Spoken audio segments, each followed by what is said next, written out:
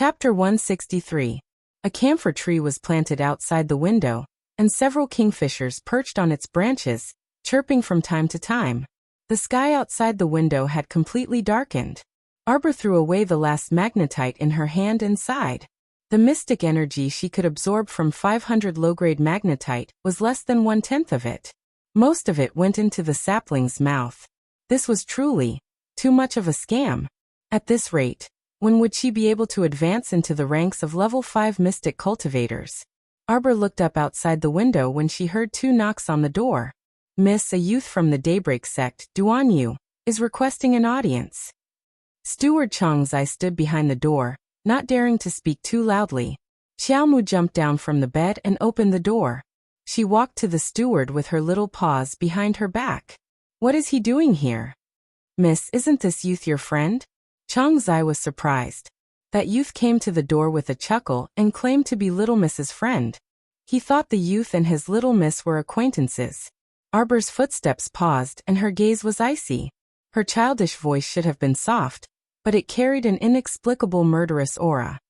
I've never had any friends. The steward's heart trembled, and he took a step back and bowed. This old servant understands. Arbor pattered toward the side hall. Although she did not speak the entire way, the steward inexplicably sensed the low pressure coming from the little master. It was not until she entered the hall and her gaze landed on the elegantly seated youth drinking tea that Xiaomu coldly said, "In the future, don't casually let in unimportant people." Duan Yu was originally drinking tea without restraint, but his hand froze when he heard the child's retort. Why was this child so unadorable?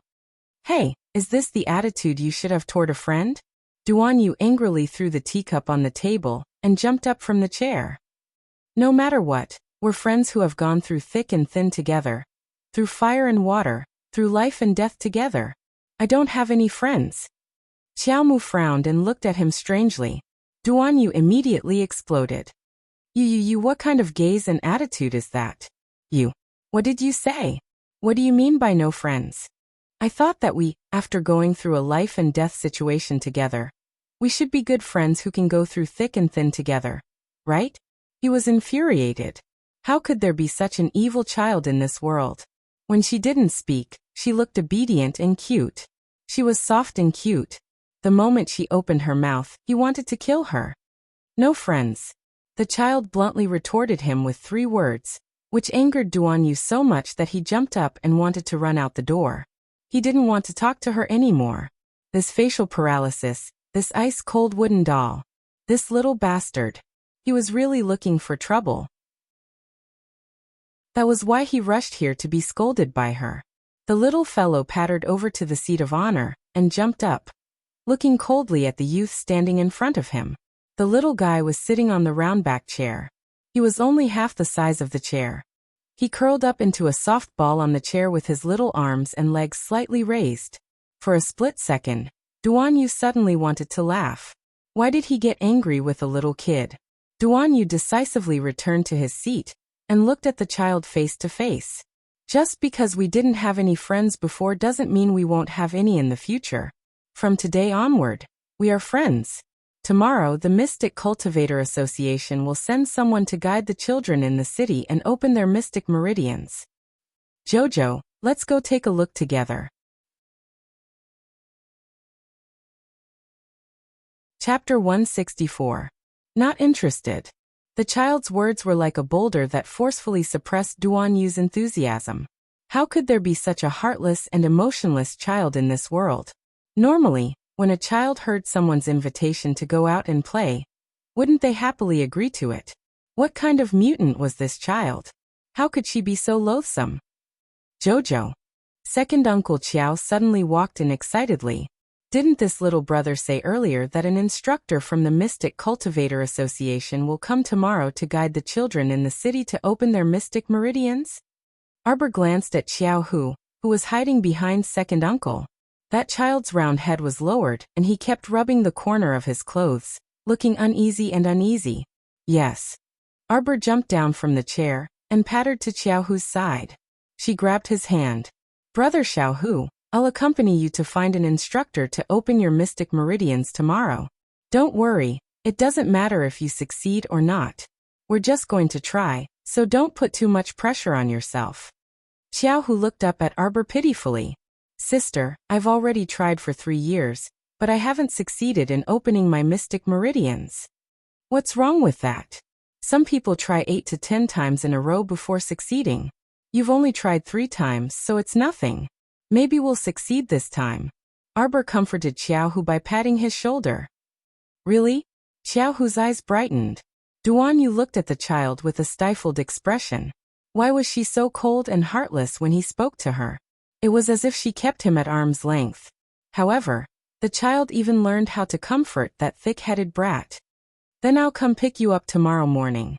Seeing that the child was about to turn around and refuse, Duan Yu quickly said, I can take you through a special passage. There's no need to line up. The child ran to his side with small steps, raised his head and waved at him. So cute. She's a baby when she doesn't speak. Duan Yu bent down in surprise, and a strand of hair brushed past his face. What do you want to say to me? Slap. A talisman was slapped on the youth's forehead. Sleep. Second Uncle Qiao. Duan Yu. Xiao Hu said, Sister, you're amazing. This is the demon suppression talisman, isn't it? Naughty child. You're thinking too much, okay? Those who go around with fake talismans and say that there are demons causing trouble in your house are all fake Taoist priests who cheat you of your money. You're the demon, your whole family are monsters. The youth's breath was stuck in his chest. After a long while, the young man stretched out 2 fair fingers and tore off the talisman that was floating on his forehead. Facing the child's bright and watery eyes, the youth was speechless for a moment. This is a new toy for children? Darling Qiao sighed and crossed the tall threshold with her hands behind her back like an old man. As she walked, she muttered to herself, I didn't expect that such a weakling would have a higher cultivation than me. How helpless. Any random cat or dog was more powerful than her. It was all the little tree's fault for always fighting with her. Capital. Origin. Arbor looked up at the sky. If the opponent was 1 rank higher than her, they would be immune to the sleeping talisman's effects. Duan Yu stiffly stood behind the threshold and stretched out his hand to call back that strange child. Come back and tell me, who's the weakling? Early the next morning, after Arbor freshened up, she headed straight for the entrance. As expected, Duan Yu was waiting outside the Qiao estate. When he saw her step out, he cheerfully greeted her. Jojo, good morning. Chapter 165. One does not hit a smiling person, so Qiao Mu expressionlessly nodded her small head at him. Duan Yu's smile was brighter than a flower. Let's go, Jojo. Get on the carriage. Today not only did the Mystic Cultivator Association send people, but the 3 sects also sent people. Arbor got on the carriage with a taut face and waited solemnly. Xiao Hu anxiously glanced at his sister, but when he saw that she had no intention of speaking, he also shut his mouth. The carriage started rolling and headed toward the western part of the city where the crowd was gathered. Many city citizens had gathered at the plaza on the western part of the city early in the morning after hearing the news. They lined up with their families and inquired about the news with each other. They never dreamed that the Mystic Cultivator Association would come today to try to activate the children's mystic meridians. If their children could successfully activate their mystic meridians and become mystic cultivators, they would definitely be able to change their current impoverished situation. They would no longer need to live in this tiny shantytown in the western part of the city. Life in the shantytown was difficult and resources were scarce, so theft and robbery often occurred. Whoever had the biggest fist was the law. 2 days ago, a young couple was unlucky enough to be robbed when they entered the shantytown. The only food they had in their bags was also plundered. Now, their lives were extremely miserable, and they had to beg everywhere for a living. The chaotic western part of the city originally housed many people from other villages and towns. Because the Mystic Cultivator Association had set this place as the location for the children's test, the city lord sent people to chase away the refugees on the square and clean it up before the sun even rose. Hence, when Arbor's carriage arrived, the road was basically unobstructed. As the carriage rolled past the main street plaza, Qiao Hu lifted the curtain to take a look. The western part of the city isn't as chaotic as imagined. It's just a little tidying up because there are guests. Arbor didn't need to look to know what kind of scene this place usually was. Earlier, at Shijio City's city gate, when the young couple refused to hand over their resources and came to live in the shantytown for free with a low-class sign, Mr. Zhang's meaningful gaze made it clear to Arbor that life in the shantytown might not be easy. In this kind of place where the strong preyed on the weak, a young couple with food would be robbed in a matter of minutes. Therefore, even if they didn't hand over their supplies, they wouldn't be able to keep their belongings. If they had handed it over at that time, they might have been able to exchange it for an ordinary residence in the north or south of the city. What the couple did was absolutely stupid, but Mr. Zhang had no obligation to remind them. Arbor walked down from the carriage, and immediately countless gazes gathered on her. The child wore a moon-white shirt, and his stoic face was expressionless. Although she didn't have any accessories on her body, she still gave people an indescribable feeling of nobility. Yo, Xiaohu, you've come to trigger your meridians again. As expected, you come every year without fail. Unfortunately, it's not of much use. My mother said that you're a good-for-nothing, and that you'll never become a mystic cultivator in this lifetime. A child's voice rudely entered Arbor's ears, causing her to involuntarily knit her brows. Arbor's cold gaze shot over, and saw that it was an 8 or 9-year-old child. He wore a white robe in the style of the Daybreak sect, and the unique circular emblem of the Daybreak sect was embroidered on his chest. Who are you? Arbor felt that the little boy in front of him was somewhat familiar. Younger sister He's second aunt's son, Xiao Kong, second aunt. Arbor's I don't know expression made Xiao Tsong's heart burn with anger.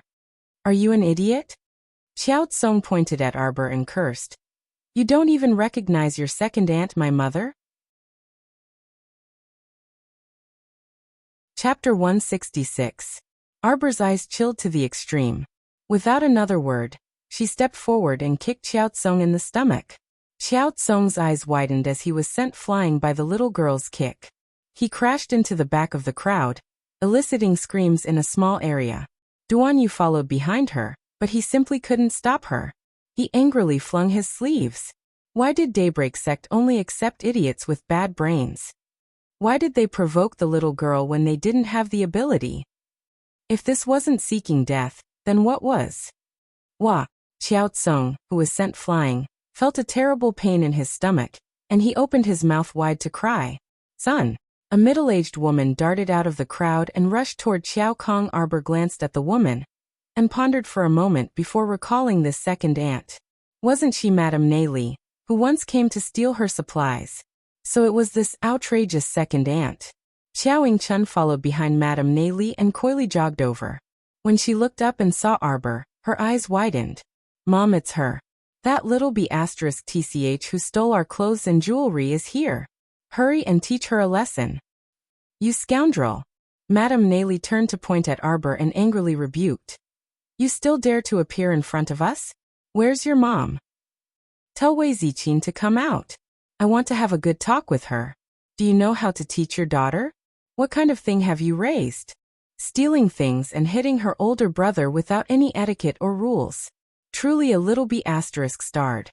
With a dark expression, Arbor took out an identity tablet with a flip of his hand, and flashed it at the dumbfounded guards of the city lord's estate. Capture her. The words superior were carved on the back of the tablet. This was a pampered guest from the city center. The guards' expressions turned solemn, and they immediately rushed toward the jabbering Madame Neli. They grabbed her arms behind her back and shoved her in front of Arbor. Slap her until I'm satisfied, Arbor coldly ordered, his soft childish voice devoid of any emotion. A guard slapped Madame Neli's face. Slap. For a moment, the square was silent. Even the 3 mentors of the Mystic Cultivator Association who were sitting in front of the long table and giving guidance tests to the children in line stood up and looked at the commotion with confusion. Pa! Slap. She slapped Madame Li's face repeatedly. Madame Li's hands were clamped behind her back. At first she could still struggle and curse at Arbor. After a dozen or so slaps, his cheeks began to feel numb, and he couldn't even open his mouth. Xiao Tsong was furious.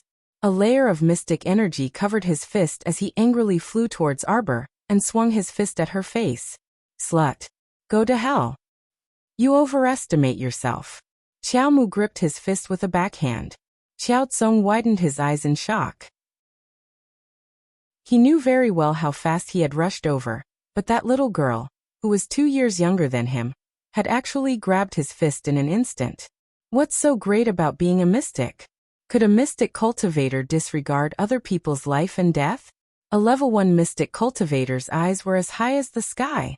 You're a good-for-nothing through and through. The little girl's voice was monotonous, but everyone present could hear the chill in her voice. Crack. Aha! The pain from his wrist being broken made Xiao Tsong, this child, unable to resist opening his mouth and howling. Do mystic cultivators also know how to cry? The little girl's lips curled up mockingly. When she said this, she gave people a feeling of endless coldness.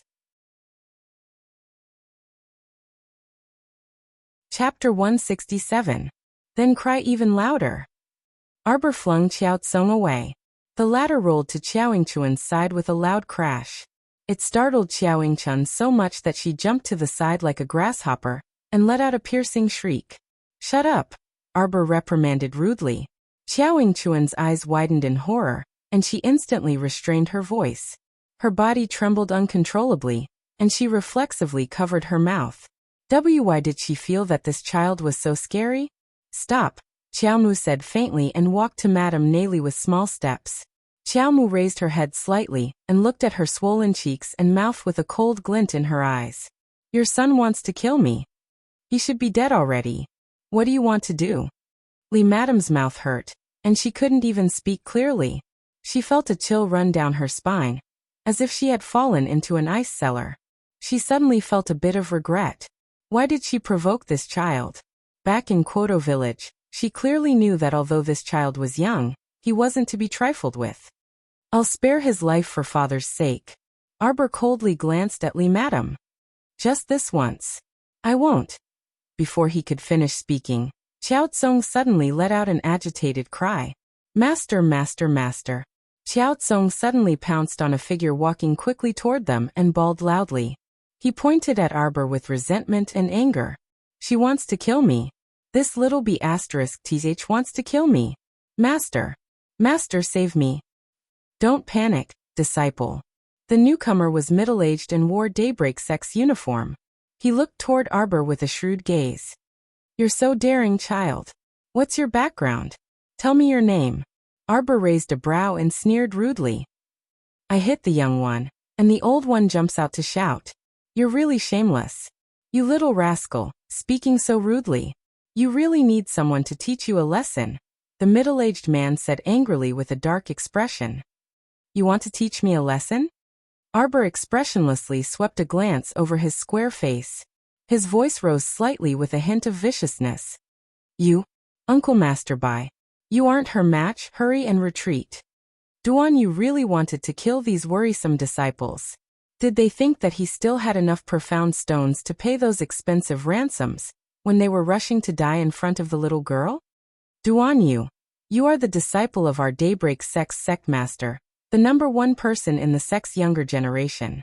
How can you stand by and do nothing when you see your little junior brother being humiliated?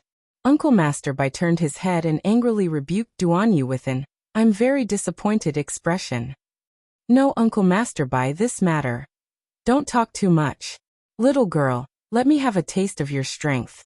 You have to know that there's always someone better than you.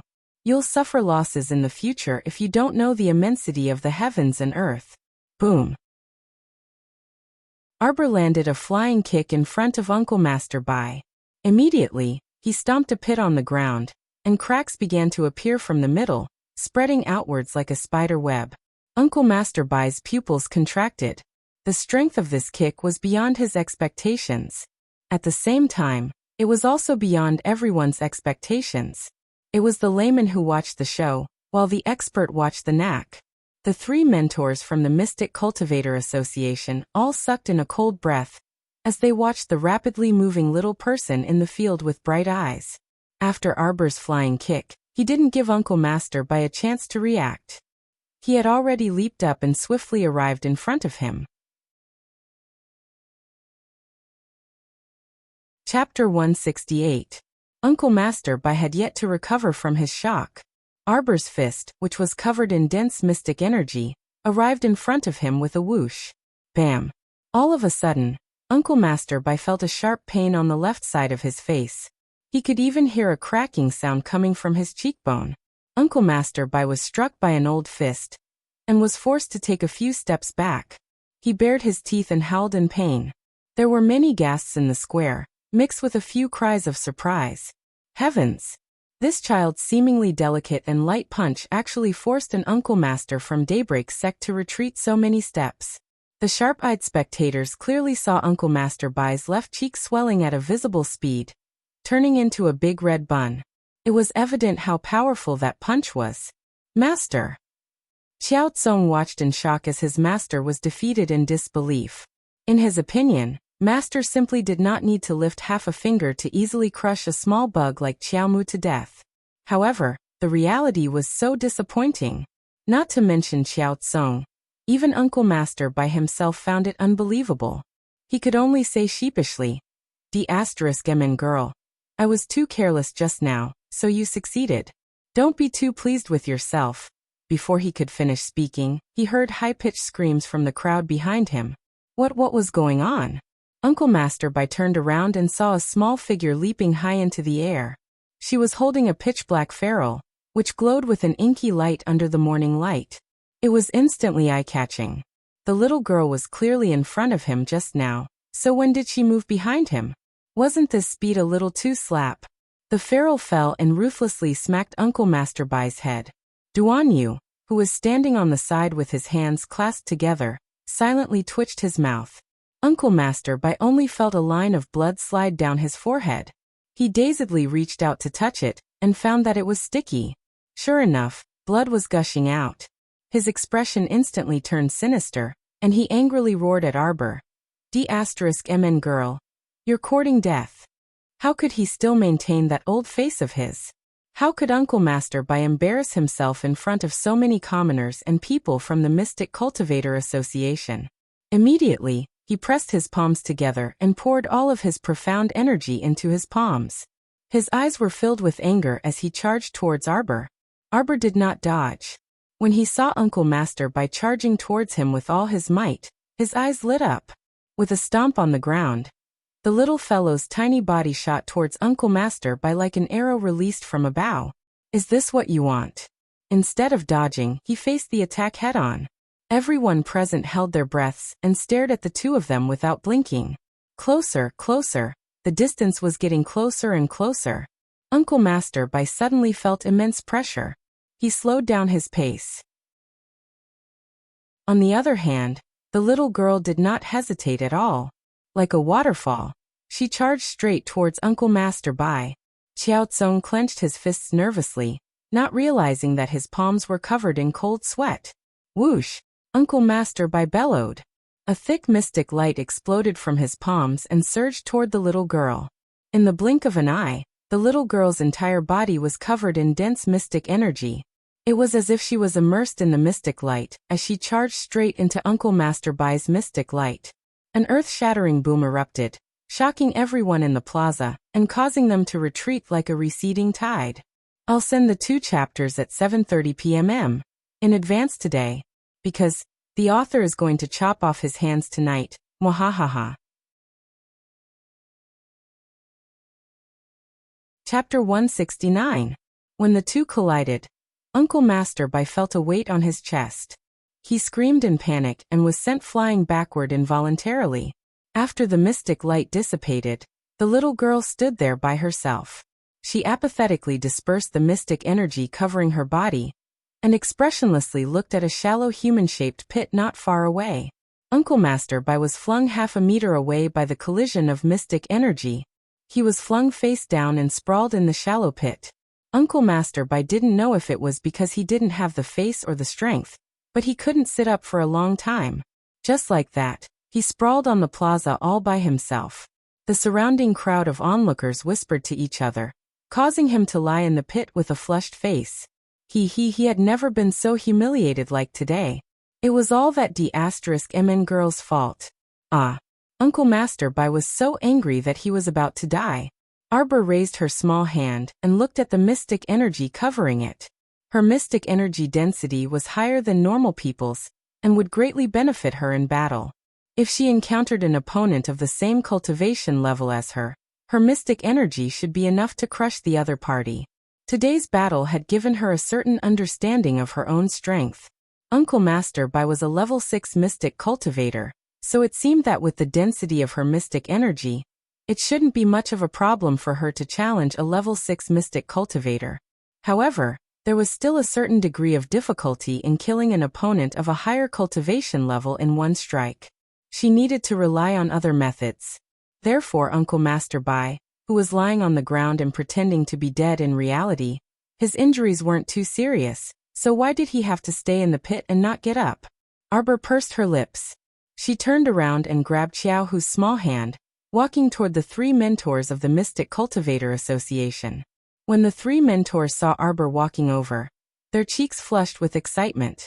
Heavens! She was so young, but her strength was so valiant that she could defeat a level 6 Mystic Cultivator in minutes. The Mystic Cultivator Association must do their best to win her over. They absolutely couldn't let go of such a genius. Suddenly, Uncle Master Bai, who was sprawled on the ground, moved his fingers and flipped over. He looked at the back of the little girl who had humiliated him with a gloomy expression.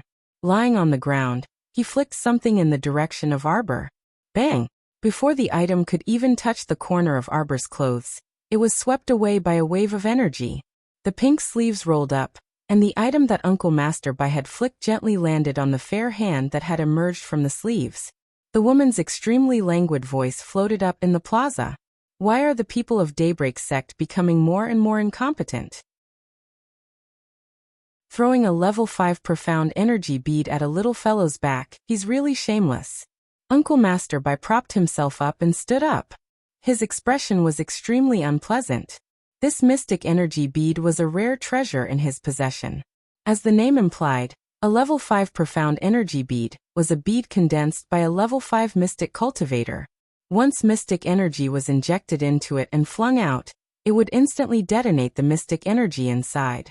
In Uncle Master Bai's eyes, Qiao Mu, who had just dealt with his attack, was definitely an arrow at the end of its flight. It was impossible for her to dodge this level 5 profound energy bead's attack. However, his scheme was ruined by this D*MN woman before he could execute it. Uncle Master Bai looked like he was about to vomit blood. Morong Sun, you really like to meddle in other people's business. Tisk. The woman named Morong Sun floated to the ground and immediately crouched next to Arbor. She extended 2 fingers and pinched the little fellow's icy poker face without any explanation.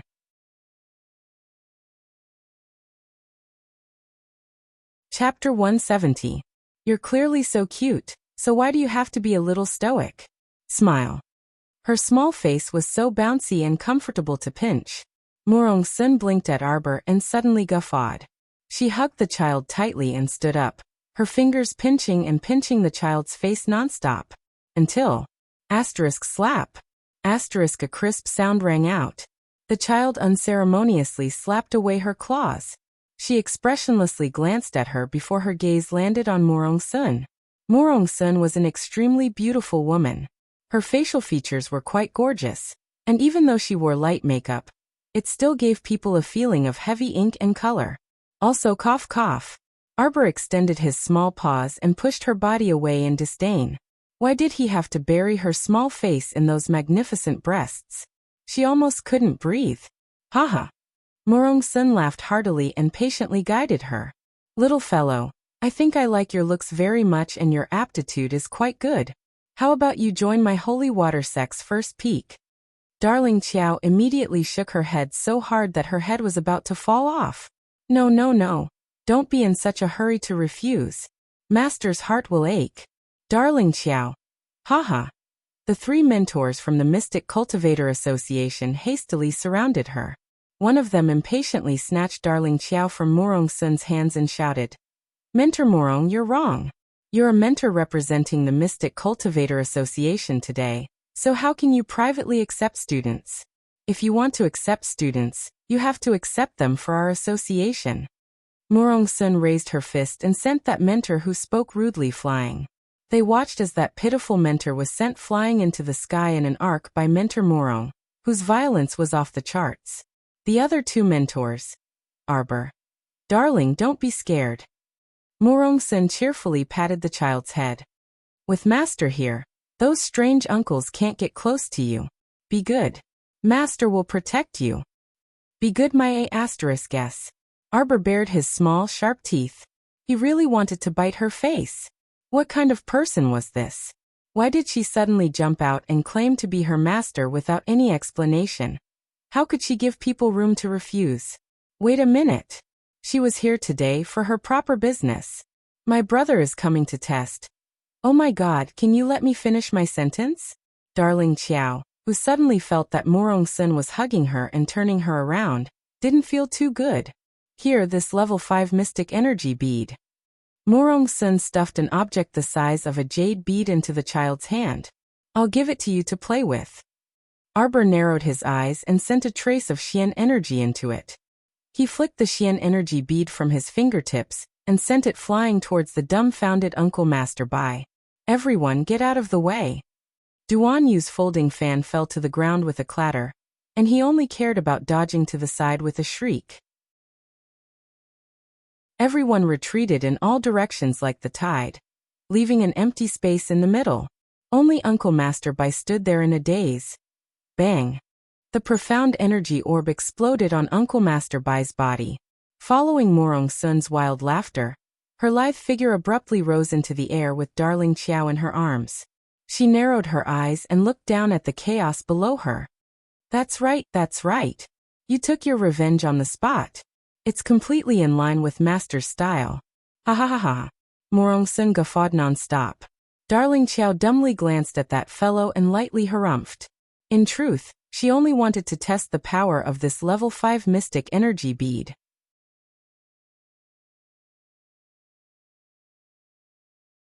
Chapter 171. This way, the effect looked pretty good. There was only a shallow human-shaped pit on the ground, but it was destroyed by the level 5 mystic energy bead's destructive explosion. Uncle Master Bai's entire body sank into the human-shaped pit, and even the hem of his clothes could not be seen. Qiao Mu patted Murong Sun, who refused to let go of her, and strongly requested to get down. Murong Sun pursed her lips and reluctantly let go of Qiao Mu. Qiao Mu immediately trotted to the side of the human-shaped pit and poked her head to take a look. Uncle Master Bai was struggling out of the pit with all his might, and his nose was covered in dust, causing him to cough violently. Qiao Mu made a prompt decision and pulled out a repetition talisman from her sleeve. She flicked it at Uncle Master Bai, and it abruptly split open. The repetition talisman was an interesting talisman. It was not set so strictly to be immune to opponents one level higher than the user, unless the opponent was much, much stronger than the user. However, an unlucky person like Uncle Master Bai, whose cultivation was about the same as hers, could still be hit by it. Qiao Mu crouched beside the pit and watched Uncle Master Bai struggle to get up from the pit. He repeated the action of struggling to lift his head and spit out dust. Blah. Uncle Master Bai raised his afro head, and his face was smeared with soot. Blah. Why did he spit again? Blah. Something was wrong. After spitting out dust 3 times in a row, Uncle Master Bai belatedly realized that he seemed to be freaking repeating this action. His expression turned into horror, but unfortunately, his actions were still repeating the same action. Ah, how could this repetition setting be so perfect? She might not have caught Uncle Master Bai's action if she was a second slower or a second faster. Uncle Master Bai, what are you doing? Hurry up and crawl out. How could the Daybreak sect disciples know that Uncle Master Bai had already been hit? They all surrounded the pit and watched in astonishment as their Uncle Master Bai struggled in the pit. What the heck? Although this pit was not shallow, it should not be enough to trap Uncle Master Bai inside. Uncle Master Bai raised his afro head, tears about to fall from his eyes. Did he not want to crawl out of the pit? He was powerless. These D***MN brats. Hurry up and dig him out of the pit. Ow ow ow. Uncle Master Bai's hair, which had been perfectly fine, was now hanging limply on his head. His image had never been as ugly as it was today. The little fellow joined in the fun and watched for a while. Then he got up and walked out with a serious face. He didn't show any emotions. Compared to the twisted expressions on everyone's faces, the little girl's face was too calm. Duan Yu stole glances at the little fellow from time to time. Our dear Xiaomu bounced to Xiaohu's side and pulled his hand, walking to Morong Sun. Guide me. Little girl, do you want to join our Mystic Cultivator Association? The benefits are good, the treatment is good, and you can get a basic survival package every month. Asterisk whoosh. Asterisk that member of the Mystic Cultivator Association who was licking his lips to seduce the girl had just finished speaking when Morong Sun flung him away, perfectly drawing a parabola in the air. Little fellow, don't listen to his nonsense. The treatment he received was simply not enough. Our holy water sect's first peak will always welcome you with open doors. Guide big brother. Did you guys get the wrong person? I'm only a chaperone today. Okay. The last mentor from the Mystic Cultivator Association nodded vigorously. I'll take your brother's place. Asterisk bang. Asterisk the bandit Morong Sun slashed the back of his neck, and that pitiful mentor collapsed with 2 streams of hot tears streaming down his face. President, this subordinate can't help you anymore. I'll do it. Morong Sun cheerfully reached out to take Xiaohu. Chapter 172. Xiaohu was a bit nervous and clenched his fists uneasily. Don't be nervous. Although Morong Sun looked unreliable, she was actually very experienced in guiding mentors. She had successfully guided more than 800 mystic cultivators, if not 1,000. Morong Sun sat there and put away a rare smile on her face, a bit of seriousness showing in her eyes. She gripped Xiaohu's arm and a strand of mystic energy slowly seeped into Xiaohu's wrist. Xiaohu only felt a warm aura start circulating inside his body. It was very comfortable as it circled around him, and his nervousness slowly disappeared without a trace. He felt like he was soaking in a hot spring, and his warm body gradually relaxed. Xiaohu opened his mouth slightly and closed his eyes with a silly smile. Xiao Tsong, who was standing at the edge of the pit, had his eyes fixed on the pit. When he saw this, a mocking smile appeared on his face once again. Little trash, you still want to become a mystic cultivator? You won't be able to in this lifetime.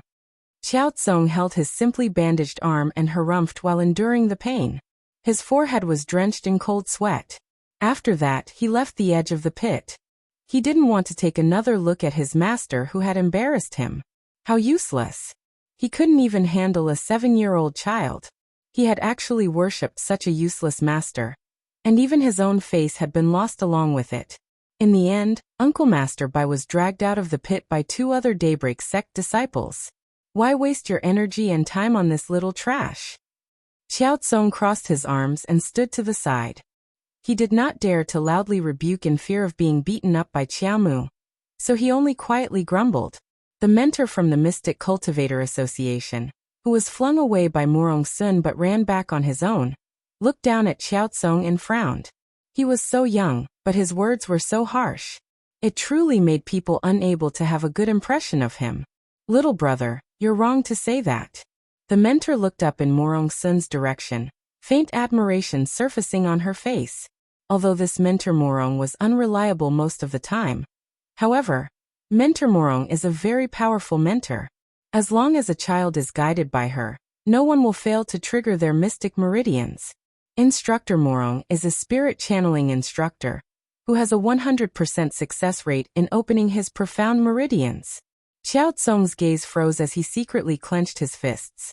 No, that's impossible.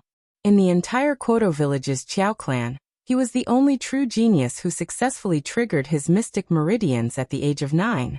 Afterward, he was chosen by Daybreak sect and was directly taken away to become Daybreak sect's disciple, bringing honor and glory to his family. That Xiaohu, for 3 years in a row, had entered the city every year to find a guide to trigger his meridians, but not once had he succeeded. He was the joke of old Xiao's family.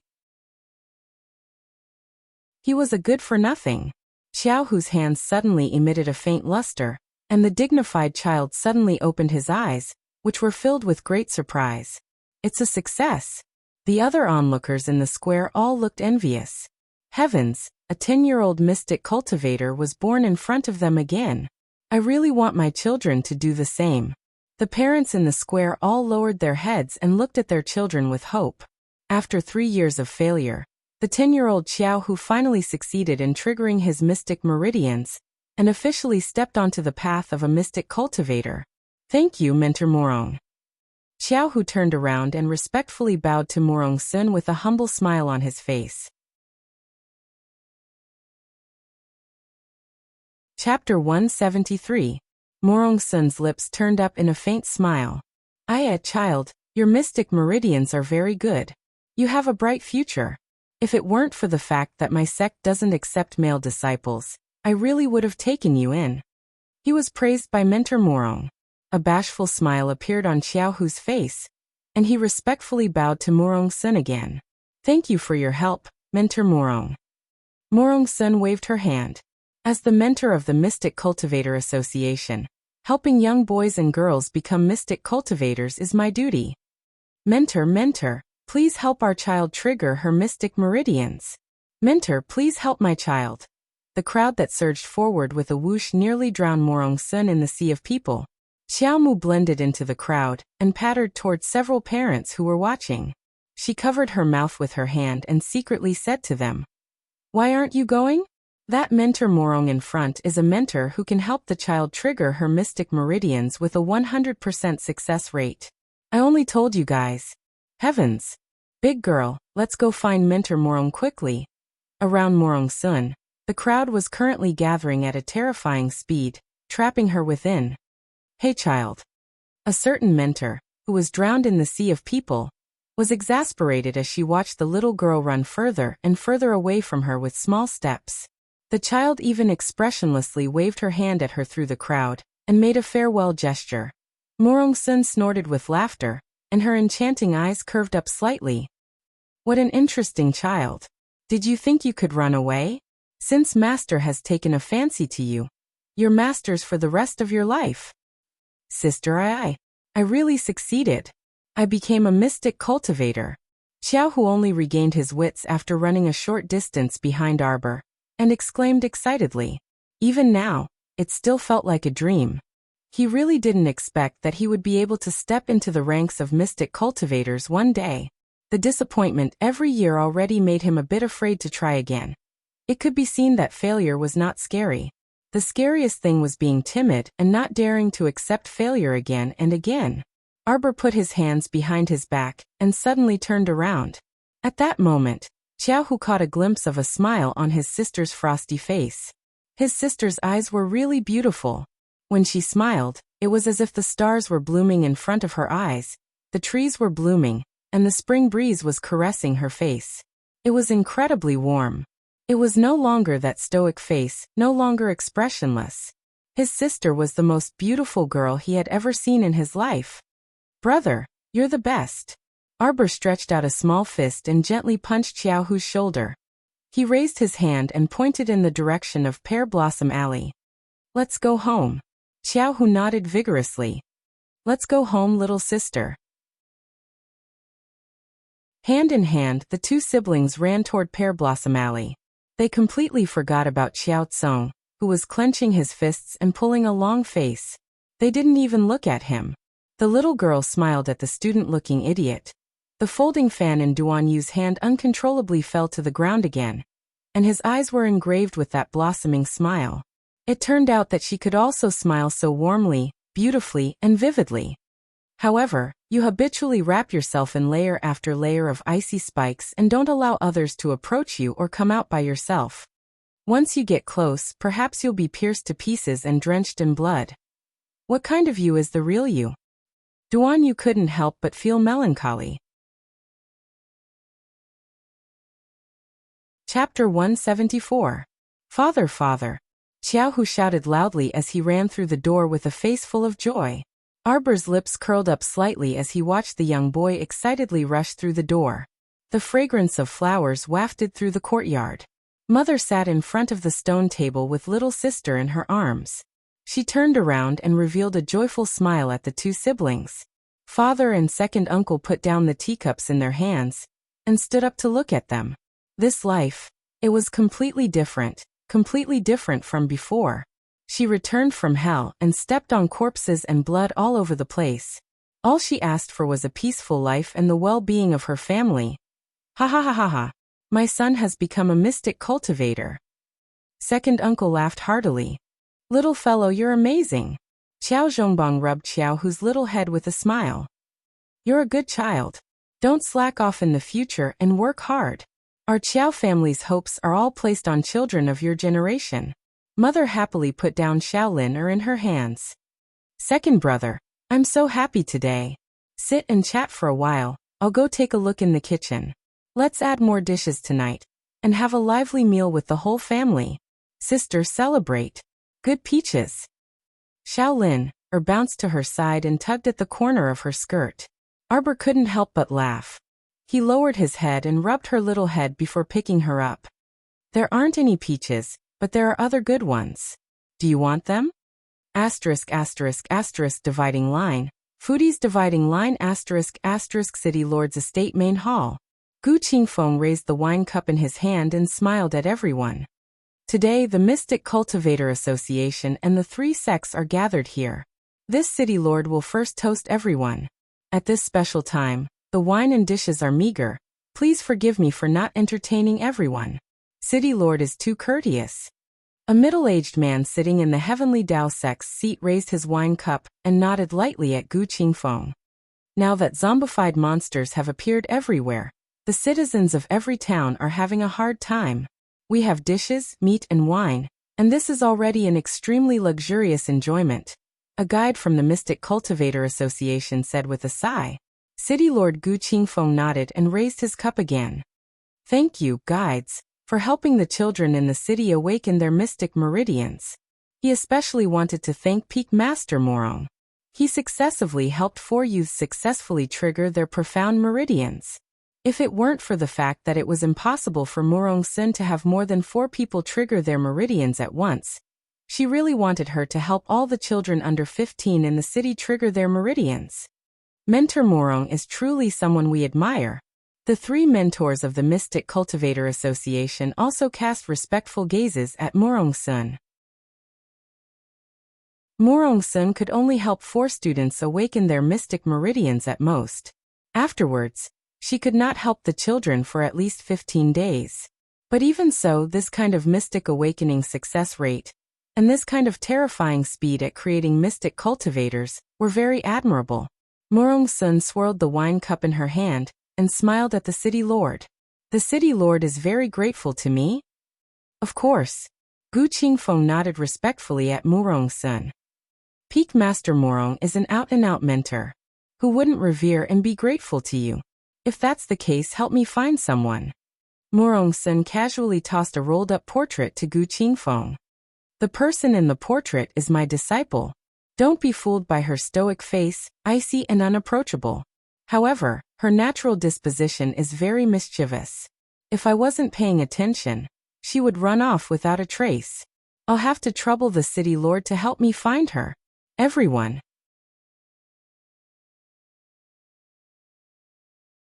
Chapter 175. Gu Qingfeng was startled when he opened the painting and looked up at Morong Sun. Morong Sun was leaning seductively against the round-backed chair, with her slender legs crossed. She raised her wrist at the stunned Gu Qingfeng, and raised her lips to toast him from afar. Her misty eyes seemed to have the effect of starlight. It wasn't the wine that intoxicated her, but herself. Morong Sun, you evildoer. Your appearance makes it hard for all the men present to look away. A disciple that Peak Master Morong values so highly must be extraordinary. How about you let us take a look? The middle-aged man from Heavenly Dao sect asked with a smile. Gu Qingfeng asked Morong Sun for her opinion. After seeing her nod, he had his subordinate present the painting to Heavenly Dao sect. Morong Sun absent-mindedly sipped her wine and said aloofly, My disciple is a natural beauty with an exceptional constitution, so there's no harm in letting you see her. Heavenly Dao sect's Guan Yongnian was startled when he opened the painting. Morong Sun raised her brows, an interesting smile on her lips. Could it be that Hall Master Guan also knows my disciple? Guan Yongnian closed the painting and nodded. My disciple brought a portrait the day before yesterday, and said that she found a 7-year-old mystic cultivator in a small place like Quoto Village. Our Heavenly Tao sect is also very interested in recruiting this kind of talent. Unfortunately, the zombie transformation happened too suddenly, and everything happened too abruptly, so before we could find that child, a 7-year-old mystic cultivator? A dark-skinned woman from Daybreak's sect with a rigid face narrowed her eyes and left her seat to walk to Hall Master Guan's side. She picked up the portrait in front of Hall Master Guan and glanced at it. She snorted and said, "It really is her." A 7-year-old mystic cultivator was rare these days. No, it should be said that it was extremely rare. In theory, every child could activate their mystic meridians when they turned 7, but there were only a few who could successfully activate their mystic meridians. When Lu Yumei heard that Morong Sun's disciple was a 7-year-old mystic cultivator, she felt a bit disgusted. It was indeed the stoic child that her disciple spoke of. "Morong Sun, how dare you? You wicked disciple is so young, but you're already so vicious, and heartless." Lu Yumei glared at Peak Master Morong. "Do you know what she did? Not only did she injure my junior brother Bai, you even heavily injured several of my Daybreak sect's disciples. What is even more unforgivable is that you killed my disciple Li Xiang." "Morong Sun, what else do you have to say? The 3 sects were originally of the same breath and branch. Each mind their own business. You connived with your disciple to do such an evil thing. Shouldn't you give our Daybreak sect an explanation?" Gu Qingfeng's smile froze on his face. He only wanted to hold a small banquet to welcome the people from the 3 sects. Why are you arguing with each other again? Could he, the city lord, live a comfortable life? Morong Sun sipped the wine in her cup, and her slender eyes lifted slightly. Her breath reeked of alcohol, and she looked at Lu Yumei teasingly. "Hall Master Lu, what kind of explanation do you want?" Oh my God! Peak Master Morong, your current appearance is truly a living evildoer." Even Lu Yumei, who was a woman, could not help but blush. She nearly forgot what she was questioning Morong Sun about. "Morong Sun, as the Peak Master of the Holy Water sect, you should carry out the mission of the 3 sects being as one. Hand over your evil disciple. Let our Daybreak sect deal with her." Morong Sun's tipsy eyes were half-lidded, and a mesmerizing curve curved her eyes. Her thin lips parted in a teasing smile. "Don't tell me that this Peak Master still hasn't found my little disciple. Even if I did find her, TSK, how could this Peak Master's beloved disciple be handed over to you to deal with?"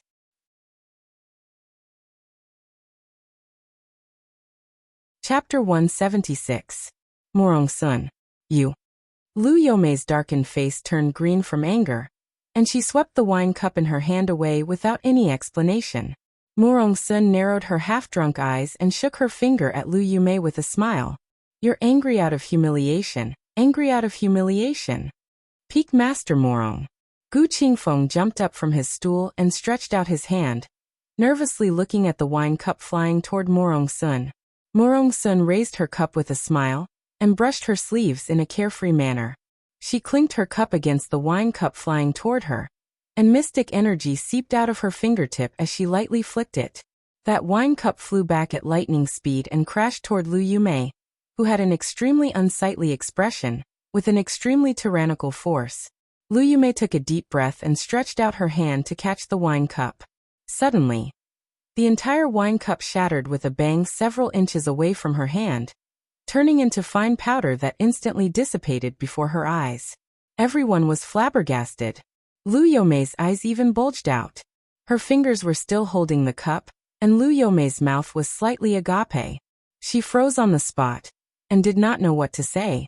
Just how strong was Morong Sun? Only then would he be able to control this surge of profound energy as he pleased, and manipulate it as he pleased. Morong Sun propped herself up on the table with one hand and crossed her legs. She raised the wine pot and drank a mouthful with a grin. She laughed loudly and said, "Hall Master Lu, it's impolite not to reciprocate. You should also receive a pot of mine." Her slender leg lightly lifted and kicked, and the wine pot shot toward Lu Yomei's head at a terrifying speed. Peak Master Morong, my junior sister Lu has offended you. Please be magnanimous. A man sitting next to Lu Yumei hastily jumped up and blocked in front of Lu Yumei with a solemn expression. He circulated all the mystic energy in his body, and barely caught the wine pot. His throat instantly tasted sweet, and he nearly could not hold back the mouthful of blood that was about to rush out. Senior brother. Lu Yumei was startled and hastily reached out to support the man who stumbled back several steps. Morong Sun chuckled and put down her slender legs. She flicked her sleeves and stood up. Thank you for your hospitality today, City Lord. This Peak Master still has important matters to attend to, so I'll take my leave first. Peak Master Morong, about the 3 sect's disciples heading to Qinghe Town for training. Guan Yongnian of the Heavenly Tao sect hastily stood up and asked. Morong Sun slowly turned her head to look at him. Of course it will be held as scheduled. But according to our investigations, Qinghe Town has been completely occupied by zombified monsters. I'm afraid the disciples of the 3 sects won't be able to deal with them. How can one become a talent without training? Hall Master Guan. Do you want to cultivate a little flower in a greenhouse, or do you want to polish an ancient sword? Morong Sun smiled faintly and walked outside with a flick of her sleeve. It's fine if your 2 sects' disciples don't have the guts to go. My holy water sect will keep the appointment as scheduled and carry out this life and death experience. Morong Sun's figure disappeared into the distance, only leaving behind a faint voice that lingered in everyone's ears. Peak Master Morong's words are very reasonable. Although Qinghe Town is fraught with danger, it can indeed temper the sect's disciples. Guan Yongnian of the Heavenly Tao sect nodded and said, since that's the case, my Heavenly Tao sect will also participate in this experience as scheduled. Hall Master. The person next to Guan Yongnian was startled and wanted to speak. However, Guan Yongnian waved his hand to stop him. However, there are many zombified monsters gathered in Qinghe Town. I'm afraid the 21 disciples of the 3 sects won't be enough to deal with them. Therefore, I would like to request the City Lord to issue a mission order and gather all the mystic cultivators, body cultivators, and superhumans in the city to head to Qinghe Town together. Gu Qingfeng lightly bumped his fist. This City Lord has the same intention.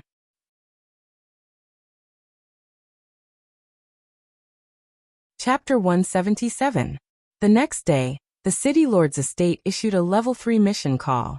They were to gather all the mystic cultivators, body cultivators, and superhumans in the city to assist the disciples of the 3 sects in gathering food and supplies in Qinghe Town. It was said that there was a large granary in Qinghe Town with an abundance of food, enough to match 3 months of Shizhou City's food reserves. Qinghe Town? Arbor vaguely remembered this place. On the 2nd day after the zombie outbreak, all the residents in Qinghe Town died, and it became the zombies' base of operations. She remembered that in her previous life, the 3 sects had gathered a group of people to head to Qinghe Town to clear out the zombies and gather supplies. Unfortunately, all the disciples of the 3 sects died in that town, except for the Holy Water sect's people who managed to escape.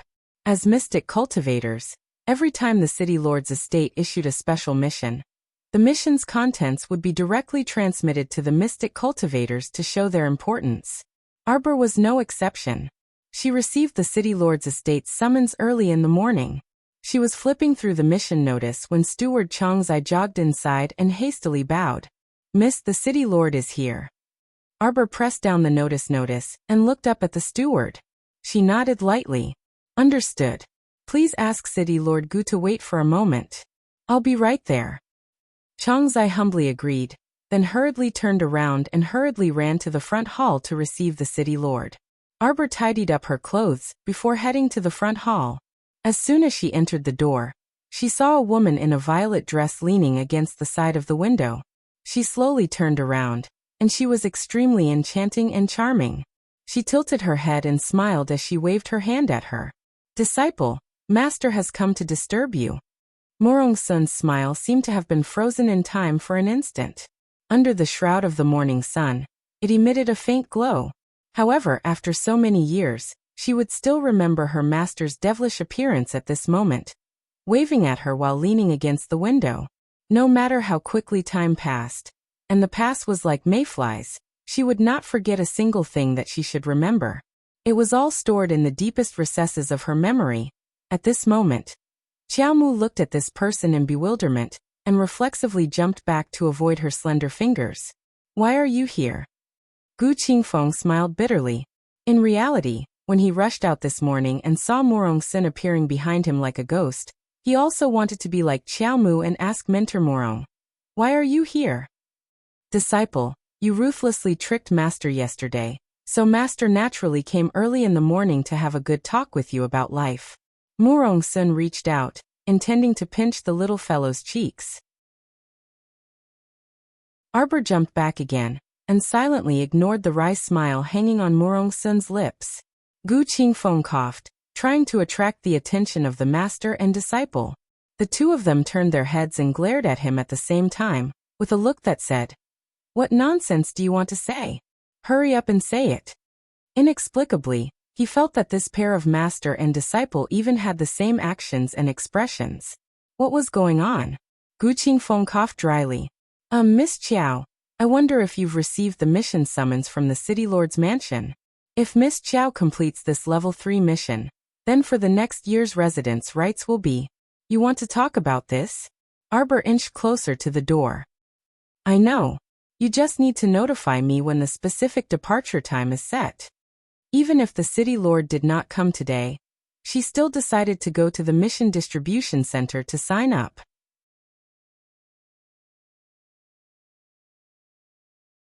Chapter 178.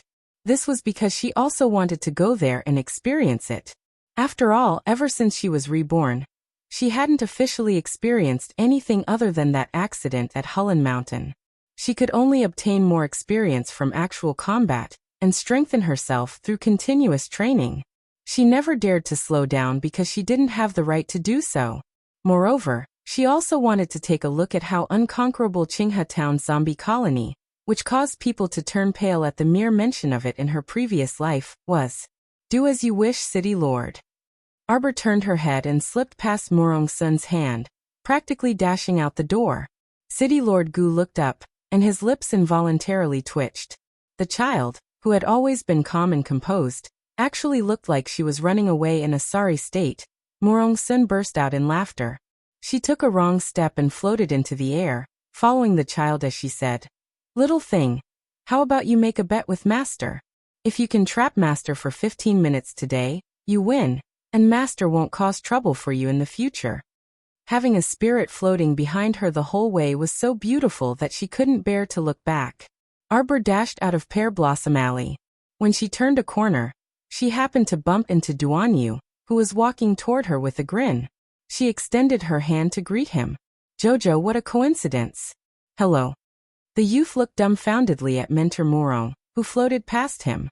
Xiaomu felt like she might have used up all the strength she had in the first half of her life.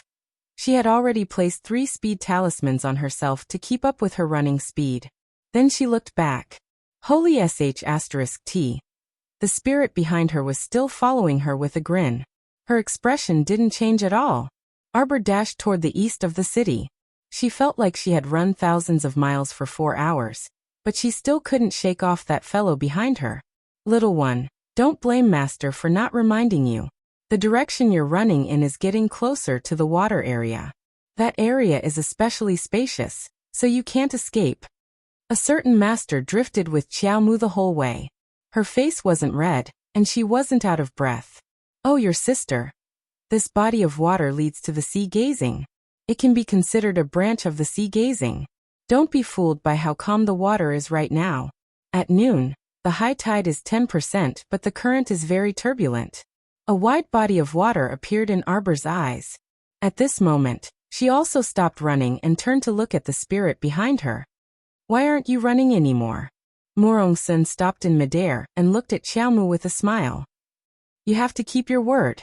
Arbor suddenly said this to her before tossing out a section of the spirit binding rope from his pocket and swiftly wrapping it around Morong-sun's wrist.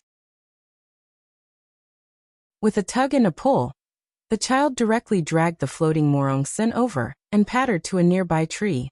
She tied Morong Sun to the tree several times and tightly tied her up. Morong Sun's eyebrows twitched, and she looked at her youngest disciple in exasperation. Disciple, you shouldn't do this. If you tie me up here, the tide will rise in less than a quarter of an hour. If a wave comes, I will drown.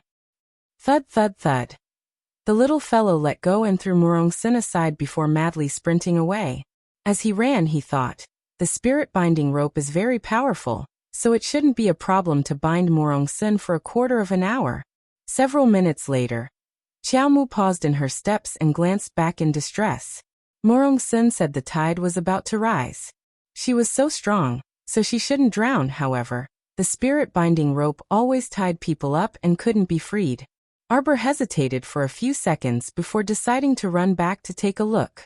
However, when he reached that place, he couldn't help but be dumbfounded. He didn't see Morong Sun, but he saw Duan Yu's pig-like teammate standing in the water and anxiously calling out to him.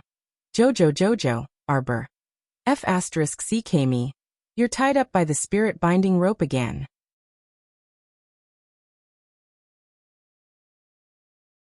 Chapter 179.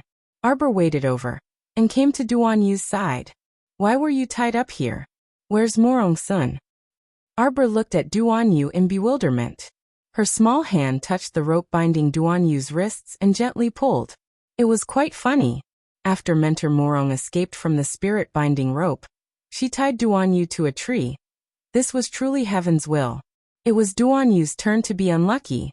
Duan Yu, don't think I can't tell that you're gloating just because your face is stoic. After Arbor untied Duan Yu's spirit-binding rope, he quickly pulled Xiao Mu and ran toward the shore. The water level rose very quickly. In just a few minutes, the water had nearly crossed Arbor's shoulders.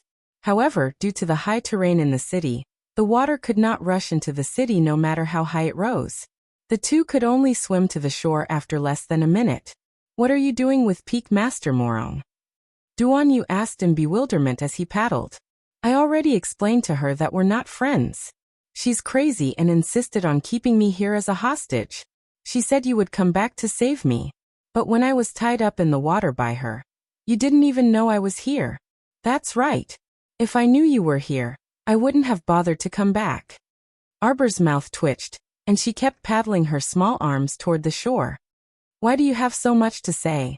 We should hurry to the shore.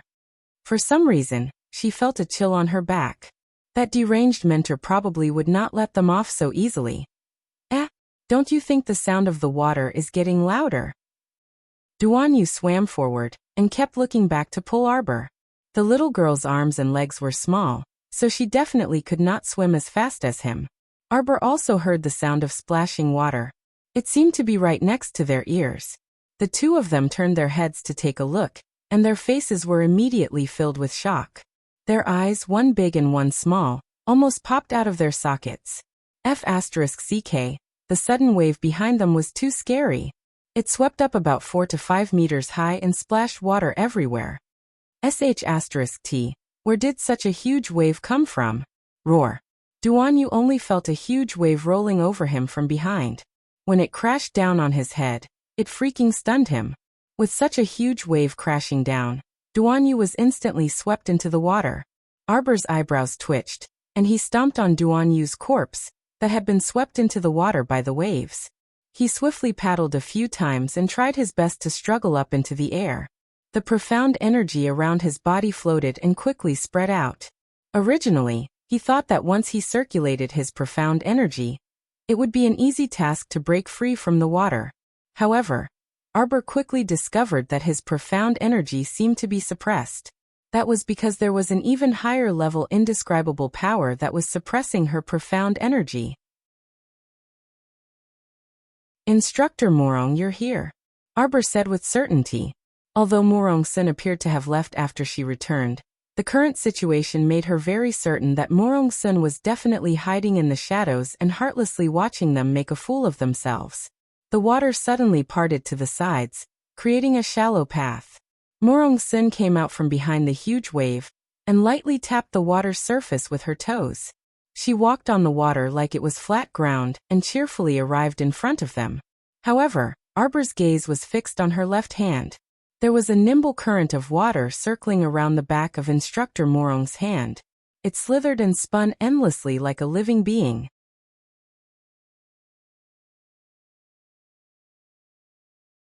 Chapter 180. What is that? Xiao Mu's gaze was immediately attracted by the water flowing around Murong Sun's hand. This is a water spirit. Murong Sun waved her hand, and the giant wave behind her rose again. Duan Yu's head just happened to pop out of the water. However, the giant wave crashed down again and slapped him back into the water. Arbor. She looked quite miserable. There are 5 spirits in this world, and this is only one of them. Murong Sun walked over on the water with a grin on her face. When your cultivation reaches a certain height, you can gradually sense a trace of the origin power in this world. At that time, I'll be able to comprehend this trace of origin energy. Of course, it's very difficult to comprehend the 5 spirits on our Seekong planet. Moreover, it would be suppressed. It could even be said that it was basically impossible to comprehend the origin of the 5 spirits on this godforsaken Seekong planet. However, the little fellow did not need to understand this clearly yet. Arbor was pensive. She looked into the distance, and her thoughts also drifted away. She remembered that person. He could control lightning and fire.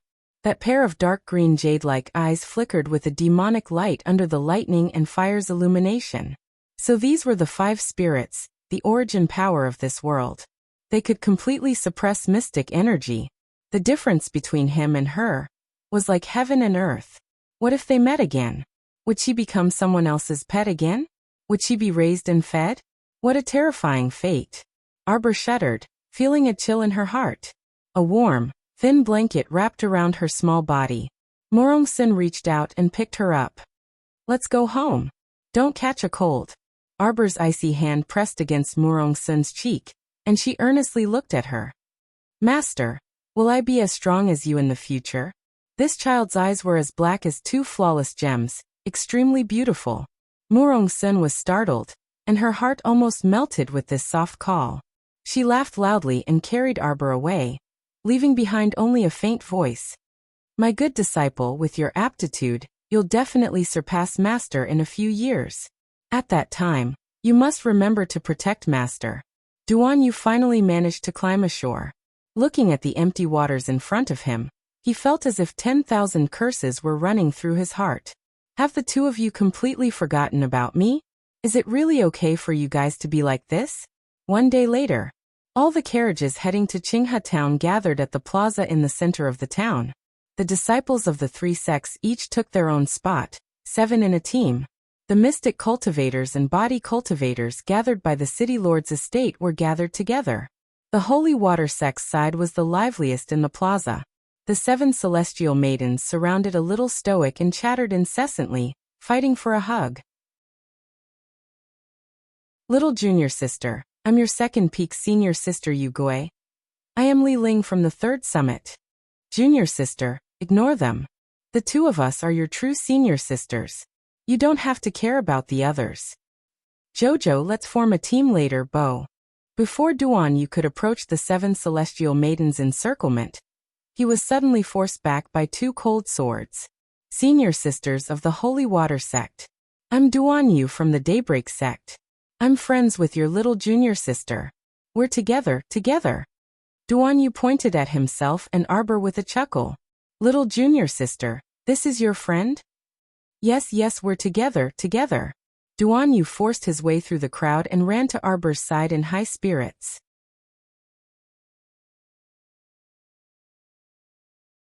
Chapter 181.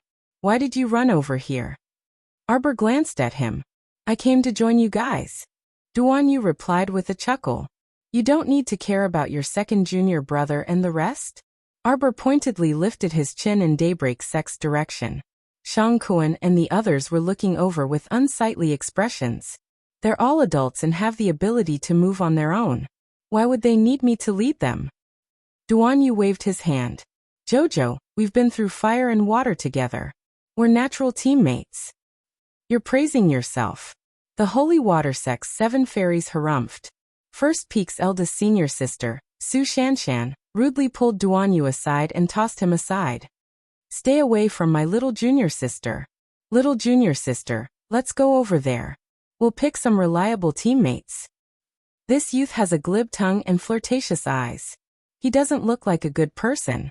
Come back. How do I look like a bad person to you? Young Master Situ of the Heavenly Tao Sect. Whispers spread through the crowd. Young Master Situ is here. Young Master Situ is the son of the Heavenly Tao Sect's sect master. He's the undisputed number one among the Heavenly Tao Sect's youths. Many disciples in the plaza looked ahead with reverence. Su Shanshan supported Arbor. When she saw the crowd ahead, she frowned and pulled Xiao Yiren to the side. The handsome youth who walked through the crowd was about 16 years old. His black robe accentuated his tall and slender figure. What a handsome youth with dashing eyebrows and bright eyes. However, Xiao Yiren's focus was a bit different. The first person she saw wasn't Situ Yi. Instead, it was Lu Yexin, who had once been beaten up by Xiao Yiren, who was jogging behind him. Xiao Yiren couldn't help but roll her eyes at Lu Yexin's infatuated trailing. Where did the passion she had when she saw the crown prince go? The Lu Yexin who sweetly called brother crown prince. Didn't you change a bit too quickly? Why did you change men in just a few days? Love-struck fool. Xiao Yiren harumphed. The rich crown prince was so hot and handsome. He didn't need this love-struck fool to like him. You have no taste. Idiot. Humph. Jojo, do you also think that Situ Yi's dog-like appearance is very attractive? At some point in time, Duan Yu had wandered to the child's side and leaned over under Su Shanshan's stern gaze. He followed the child's gaze and looked in Situ Yi's direction. What Situ Yi? Xiao Mu didn't pay any attention to that young master from Tiandao sect at all. Her gaze was cold as she stared at Lu Yexin. Even Lu Yexin, who had been infatuated the entire time, could not ignore her attentiveness. Why are you here? Lu Yexin pointed at Arbor, her infatuated look turning into a vicious one. Someone come quickly. Help this young miss get this little brat. Ouch. Before Lu Yexin could finish throwing a tantrum, the child pounced to her side like a ray of light and smashed her little fist into Lu Yexin's left eye. Everyone was dumbstruck. Situ Yi, who was extremely annoyed by Lu Yexin, had his eyes lit up. He silently moved to the side to make room for the child to play. He looked like an onlooker who didn't mind watching a show. The child's soft and fair hands threw out a heavy punch. After a few punches, Lu Yexin cried for her parents and repeatedly begged for mercy. Duan Yu couldn't help but cover his face. Were all children this savage these days? Everyone. Lu Yexin, how dare you bully my little junior sister? Su Shanshan, Li Ling, and the other 7 holy water sect disciples rushed over and angrily rebuked.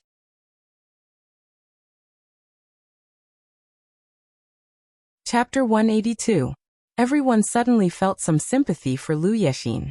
It was clearly Lu Yexin who was beaten black and blue, and it was also Lu Yexin who was crying out in pain. Why did the 7 fairies turn it into Lu Yexin bullying little junior sister? Senior sisters, let's talk things out, let's talk things out. The oldest disciple of the Heavenly Tao sect rushed forward and hastily stopped the 7 fairies. What a joke! If these 7 young misses attacked, how could Lu Yexin survive? Senior sisters and little junior sister, let go. The senior brother twitched his mouth and finally managed to make the child loosen her grip on Lu Yexin's collar. The senior brother of the Heavenly Tao sect smiled apologetically. The 3 sects are of the same breath and branch, and we're all senior and junior brothers and sisters. We need to cooperate more on this trip to Qinghe Town. We mustn't damage the harmony between us because of a misunderstanding. Senior brother Wang is right. Su Shanshan said coldly. However, if someone wants to step on the lion's head and bully my little junior sister. Su Shanshan's scabbard lightly swayed, revealing half of her sword. My sword will let her know how fragile life is. Everyone. Senior sister, Lu Yexin really wasn't bullying little junior sister. How blind are you? Moreover, who would dare to bully you? Aren't you afraid of being killed by Peak Master Morong? Everyone simultaneously shifted their gazes to little junior sister. Speaking of which, when did the Holy Water sect have a little junior sister? Senior brother Wang smiled and cupped his hands. That's right. The three sects advance and retreat hand in hand and encourage each other. The holy water sect's little junior sister is also our three sects' little junior sister. We can't wait to dote on such a little sister, so why would we bully her? Su Shanshan's expression finally eased. She nodded and walked to the side while holding Arbor's hand. Gu Qingfeng, whose heart was in his throat, breathed a sigh of relief. Why did the three sects always have to bicker with each other? It wasn't good for dogs to bite each other. Thankfully, this small disturbance was resolved, and City Lord Gu appeared with a smile. Everyone, the City Lord's estate has gathered 7 mystic cultivators, 15 body cultivators, and 18 superhumans to assist the three sects' disciples to head to Qinghe Town. It's up to you all to decide how to distribute the personnel. Those 7 mystic cultivators will be assigned 2 people to each team. The 15 body cultivators were assigned to teams of 5 people. The 18 superhumans were assigned to teams of 6 people. And the extra mystic cultivator was assigned to the senior sisters of the Holy Water sect. What do you all think? Senior Brother Wang suggested. Sure. Duan Yu nodded. Su Shanshan also nodded slightly. Then the Holy Water sect will go and pick people first, Senior Brother Wang said with a smile. Little junior sister, do you want to pick one? Su Shanshan stroked the child's head lovingly. The child looked up at her and nodded before bouncing over to the 7 mystic cultivators. He took out a talisman from his pocket and flicked it. Stop. Fix. Freeze. Everyone was speechless. Why did he feel so inexplicably funny? Just the 2 of them. The child reached out and took the hand of the 2 young men who were a little confused. Both of them had removed a talisman from their foreheads at the same time. The other 5 mystic cultivators stood motionlessly on the spot, probably feeling very aggrieved. The funniest thing was that one of the female mystic cultivators was flirtatiously flirting with her hair and winking. Then she was frozen in place. Situ Yi, who was being winked at, felt all the hair on his body stand on end, and he took 2 steps back. Senior Brother Wang didn't know whether to laugh or cry. Little junior sister, you can still pick one more. No. Arbor muttered and pulled the 2 young mystic cultivators back to the team. Situ Yi Duan Yu, and the others clearly heard the little fellow muttering. Useless and wasting food.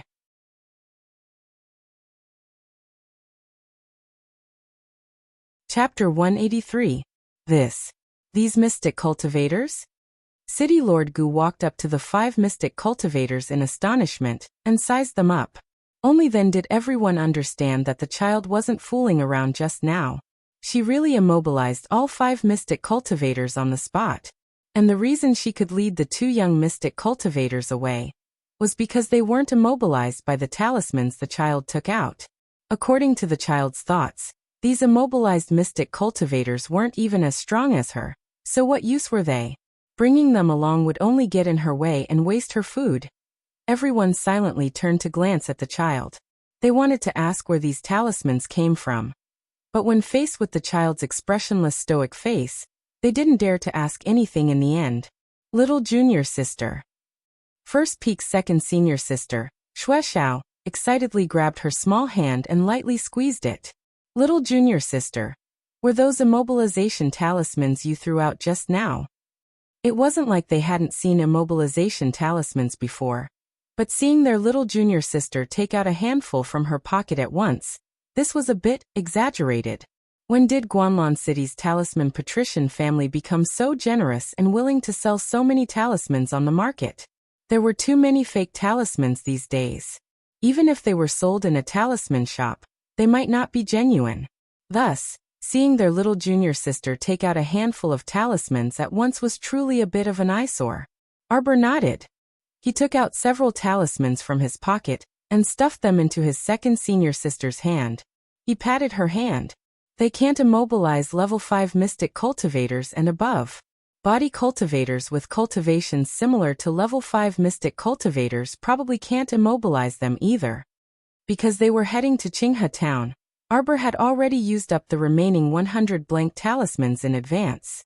The talismans he drew were all strength, speed, and support talismans. So interesting. I'll go try. Xue Xiao also had the temperament of a child. She took the immobilization talisman and ran toward the body cultivators. But this time, the body cultivators and superhumans were on guard. When they saw a girl running toward them with an excited expression, they hastily retreated and looked at her with vigilance. Xue Xiao gripped the talisman and curled her lips regretfully. It seemed like she couldn't experiment on these people. Looking at their guarded gazes, how hilarious. It was as if she wanted to skin them alive. Xiao Xiao, stop messing around. Su Shanshan glanced at her second junior sister helplessly. She held the child's hand and walked forward, picking out 11 people from body cultivators and superhumans. What surprised Arbor was that she actually saw Qiao Wenwan and Wei Sanlang in the group of superhumans. Third junior Wei gave her a silly smile, but Qiao Wenwan glared at him as if she wanted to eat him alive. She walked towards Arbor. Su Shanshan frowned and reached out to block Qiao Wenwan. What are you doing? Qiao Wenwan angrily clenched her fists. She had already heard that Arbor had joined the three sects.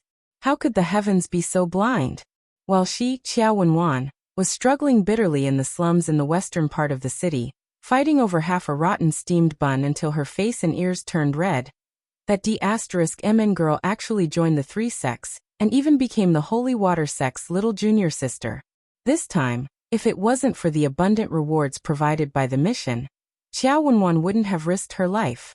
Senior brother Wang, we've chosen. Su Shanshan glared warningly at Qiao Wenwan and pulled her little junior sister back to her team. Daybreak Sect and Heavenly Dao Sect had also chosen. At this time, the 5 mystic cultivators who were immobilized in the center of the plaza could finally move.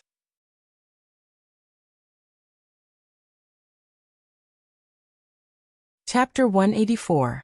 The other 4 mystic cultivators were good-natured and did not say anything, but they awkwardly went to the other 2 groups. However, the female mystic cultivator who winked at Arbor angrily jumped up and dashed toward the Holy Water sect's group. She shouted at Arbor, "Little witch, come out!" Senior brother Wang could not stop the female mystic cultivator and could only follow behind her with a bitter smile. "Who are you calling a little witch?" The 7 celestial maidens exploded and glared at the female mystic cultivator with arched brows.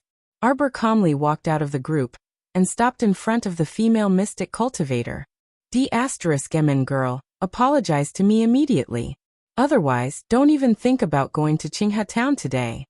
The female mystic cultivator blocked the group and acted like a rascal. She was not afraid of making a big deal out of it. She was a mystic cultivator. She had to be revered by others. When had she ever suffered such grievances? She was actually toyed with by a child.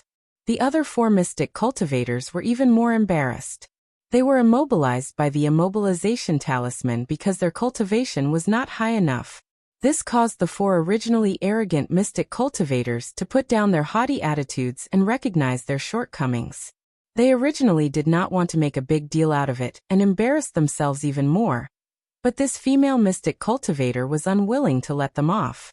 After this commotion, even the normal onlookers in the plaza knew that they mystic cultivators were not that powerful, and that a single talisman could take care of them. "Alright, don't say any more." One of the mystic cultivators couldn't help but frown. Little junior sister of the Holy Water sect didn't want to do anything to us. If she really wanted to immobilize us, we would have died countless times already. To put it bluntly, that child just had an eccentric temper, but her methods were quite superb. She only used the shortest amount of time to select the 2 strongest mystic cultivator companions among them, and did not actually injure them. If it weren't for the female mystic cultivator causing a ruckus, many of the onlookers would not have known what happened when the child silently left after throwing the talisman.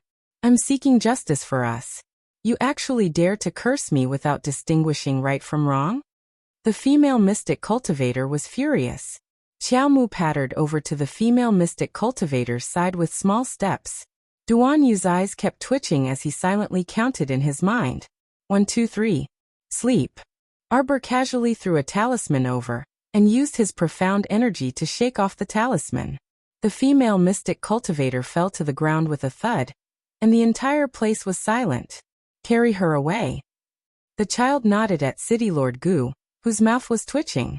"Thank you, City Lord Gu." No, it's my pleasure." Gu Qingfeng felt that his forehead was full of sweat. This kid who threw talismans at the slightest disagreement. Was he really not the reincarnation of a devil incarnate? Arba ran back to the team and looked up at Su Shanshan. Senior sister, we can go now. Su Shanshan raised her hand and patted the child's head lovingly. She turned around and said to everyone, let's go. The 60 men mounted their horses in unison. The child also wanted to mount the horse valiantly, but when he lowered his head and looked at his short stature, he couldn't help but feel helpless. Jojo, let's ride together. Duanyu, who was in high spirits, blinked his incomparably beautiful peach blossom eyes and chuckled softly. You don't need to trouble yourself. Su Shanshan scowled and placed Xiaomu on the horse. Then she also mounted the horse and coldly glanced at the youth. Situi nodded at Duanyu and immediately spurred his horse to follow after them. The group galloped toward Qinghe town. The journey was not too far, and if there were no accidents, they could arrive in half a day with this speed.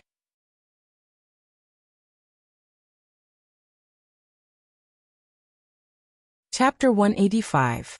Royal City's Eastern Palace, a small study in a side hall. The morning sun shone on the desk in front of the window. Prince Emo stood in the room in his usual blue robes. His black hair was neatly combed under his white jade crown. He flipped through a memorial in his hand for a while before tossing it to the ground. Xiao 11Z silently crawled over and hugged the memorial to the throne. He placed it on the desk along with the other memorials that the prince had tossed away earlier. Idling around all day and not knowing the hardships of the people. Look at this Lu Renhu. He's worrying about this monarch. He's so audacious and ignorant.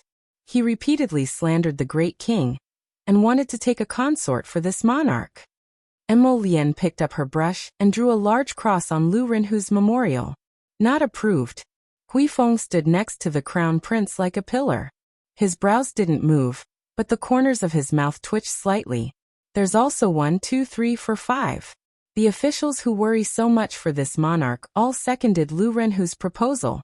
Hehe, very good. Emo Lien picked up his brush and crossed out several booklets in succession. Afterwards, he tossed the pile of items to the nearby supervisor eunuch who was drenched in cold sweat. What did you say just now? The crown prince turned around with a hint of sternness in his eyes as he looked at the guard standing by the door. The guard inexplicably felt a chill run down his spine. He hastily replied respectfully. The North Battalion heading to Qinghe town to exterminate zombies is currently trapped in the town and awaiting rescue. Perfect. Lu Renhu and the others have nothing to do. Let them follow the army to exterminate zombies in Qinghe town. What? The steward eunuch standing to the side almost dropped the memorial he was holding. Oh, his jaw also almost dropped to the ground. Xiao 11Z picked up the memorial on the ground and jogged to the crown prince's side. He reminded in a low voice, Your Highness, that Lu Renhu is the left assistant minister of the Ministry of Rights. He's a civilian. So what if he's a civilian? Zombies are wreaking havoc everywhere. He's a dignified man. Even women and children are fighting. Why can't he fight? Thus, less than an hour later, the left assistant minister of the Ministry of Rights, Lu Renhu, and the other 5 officials simultaneously received the crown prince's verbal order to supervise the 6 of them to follow the army to Qinghe town to participate in the rescue work. It felt like the sky was about to fall. The Lu family cried and cried as they hugged Lord Lu's leg. Lord Lu wanted to cry more than anyone else. Ever since the great king threw down this decree and left for Mount Hong, Lord Lu felt that his whole person was not good. For some reason, her eyelids had been twitching for the past few days. Sure enough, today's omen was fulfilled. Official Lu wanted to cry, but no tears came out. He hugged his wife and child, and the whole family hugged each other and cried. In the end, a few guards from the South Camp felt that Official Lu was being too slow, so they forcefully pulled him away and carried him onto the horse. The guards obeyed the crown prince's orders and went to the residences of the officials one by one. No matter how much trouble they caused, they were all tied onto the horses one by one. After escorting the lords out of the capital, someone would return to the Eastern Palace to report. The crown prince was silent for a moment before saying, "We remember that Qinghe town isn't far from Shijiao City. We want the current news from Shijiao City." Yes. Hui Feng accepted the order and quickly left. The crown prince was somewhat distracted. He sat by the desk and held his brush, not moving for a long time. After a long while he finally asked, "Gong Chang'an. This old servant is here." The steward eunuch answered with cold sweat. He felt that the crown prince's voice was extremely cold, as if he was in a very bad mood. How many memorials did the great king leave behind?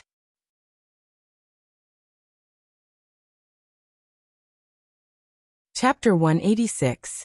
Gong Chang, and silently wiped the sweat off his forehead with his sleeve and said with trepidation, Your Highness, you've been going through memorials for more than a dozen days these past 2 days.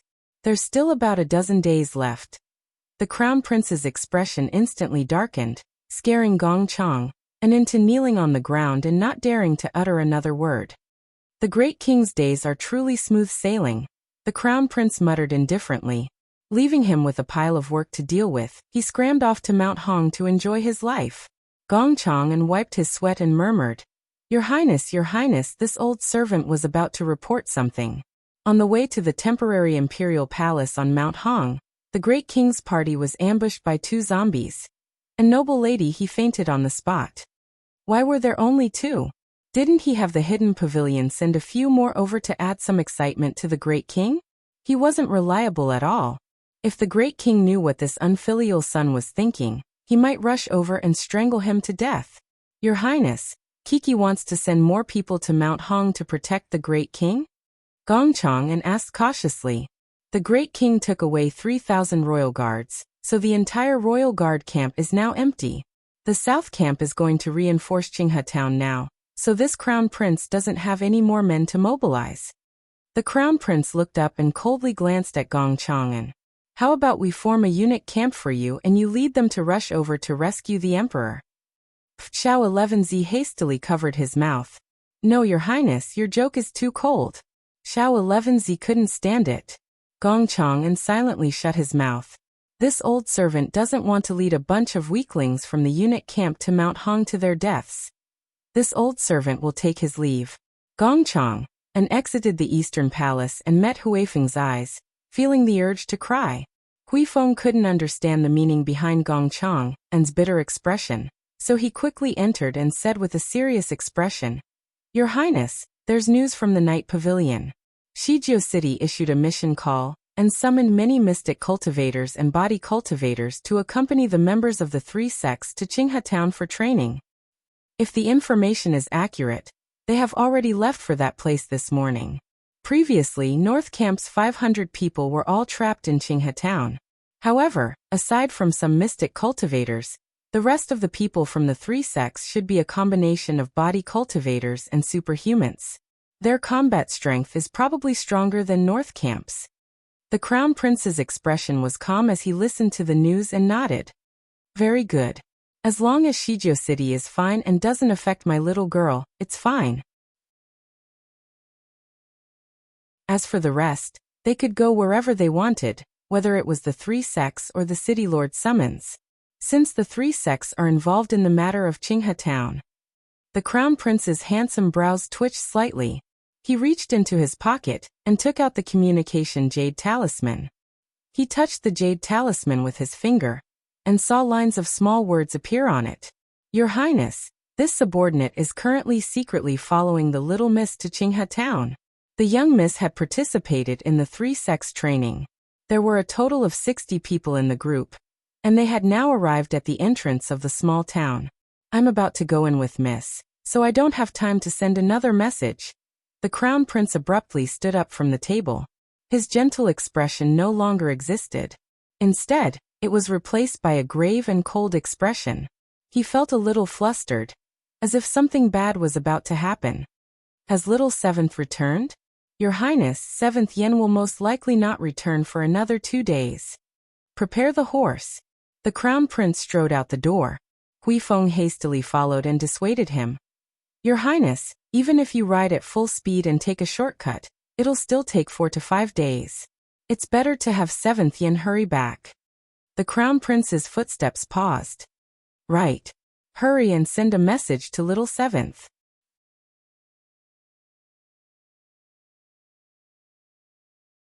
Chapter 187. At 10 minutes past noon, Shijo City's city lord received news that soldiers were escorting 3 carriages full of supplies into the city. The overjoyed city lord Gu hurriedly went out to welcome them, and led a young guard captain back to the city lord's estate. He served them tea and entertained them for a meal. Only in the end did he realize that they weren't delivering supplies to Shijo City. The city lord was embarrassed when he realized that he had misexpressed his feelings the entire way. Hidden Flower, who was disguised as Hition's lackey, saw everything and inwardly laughed until his stomach hurt. If it weren't for the 3 tails following them relentlessly, Hidden Flower really wanted to take a look at the little girl that His Highness the Crown Prince was so worried about. As for now, he would just let those 3 flies fly around outside for a while. I heard that City Lord Gu sent people to Qinghe Town? Hition asked under Hidden Flower's gaze. City Lord Gu was still immersed in the faint sorrow of the imperial court not distributing supplies to Shijo City. The imperial court's generous gift was for a little girl. While City Lord Gu was in a bad mood, a little stoic face inexplicably popped up in his mind. It couldn't be right. City Lord Gu couldn't connect Miss Qiao and the imperial court together. Unexpectedly, City Lord Gu soon discovered that his guess was correct. They really did come for that little stoic girl. Could City Lord Gu help us invite the little girl to the City Lord's estate? Don't make a big fuss and just invite her secretly, Hition said with a stern and squarish face. Sir Hidden Flower's intention was to let the little girl decide how to deal with those 3 tails after she arrived. If the little girl was too lazy to do anything, then it was completely fine for Sir to eliminate those 3 flies. Gu Qingfeng couldn't help but smile bitterly. Miss Qiao followed the 3 sects to Qinghe Town early this morning. I'm afraid she won't be able to come over to receive supplies in the near future. Hition's face instantly darkened. City Lord, you're going overboard. How could you let an underage little girl go to such a dangerous place? Gu Qingfeng's mouth was full of bitterness, but he could only smile apologetically. The little girl set off with her sect. With the senior sisters of the Holy Water sect looking after her, there shouldn't be any problems. Since it was the sect's decision, Hition had nothing to say. If that's the case, then we'll have to leave these supplies in the City Lord's manor for a few more days, Hidden Flower said with a smile, but his sparse eyebrows were slightly furrowed. City Lord Gu was crying in his heart, but he couldn't show it on his face. He nodded happily and ordered the servants to prepare a room for Hition and the others to rest. When he sent the 2 off, City Lord Gu couldn't help but cough and ask timidly, "May I know when the imperial court will distribute supplies to Shijo City?" Hition immediately put on an official face and said solemnly, "Recently zombies have been everywhere. In many towns and cities, the control is very chaotic, and there are starving people everywhere. The resources distributed by the imperial court still need to satisfy the needs of those especially poor places. In comparison, Shijo City was very stable and prosperous." His Highness had also praised City Lord Gu for his good governance and benevolence. The Crown Prince and even the Great King are very pleased, and there is no need for the imperial court to send another Zhizhou to inspect. Gu Qingfeng was bursting with joy, and he was grinning from ear to ear. "Your Highness is too kind." He was immediately swayed by Hition's few words. He didn't even remember to ask for supplies and eagerly sent them to rest.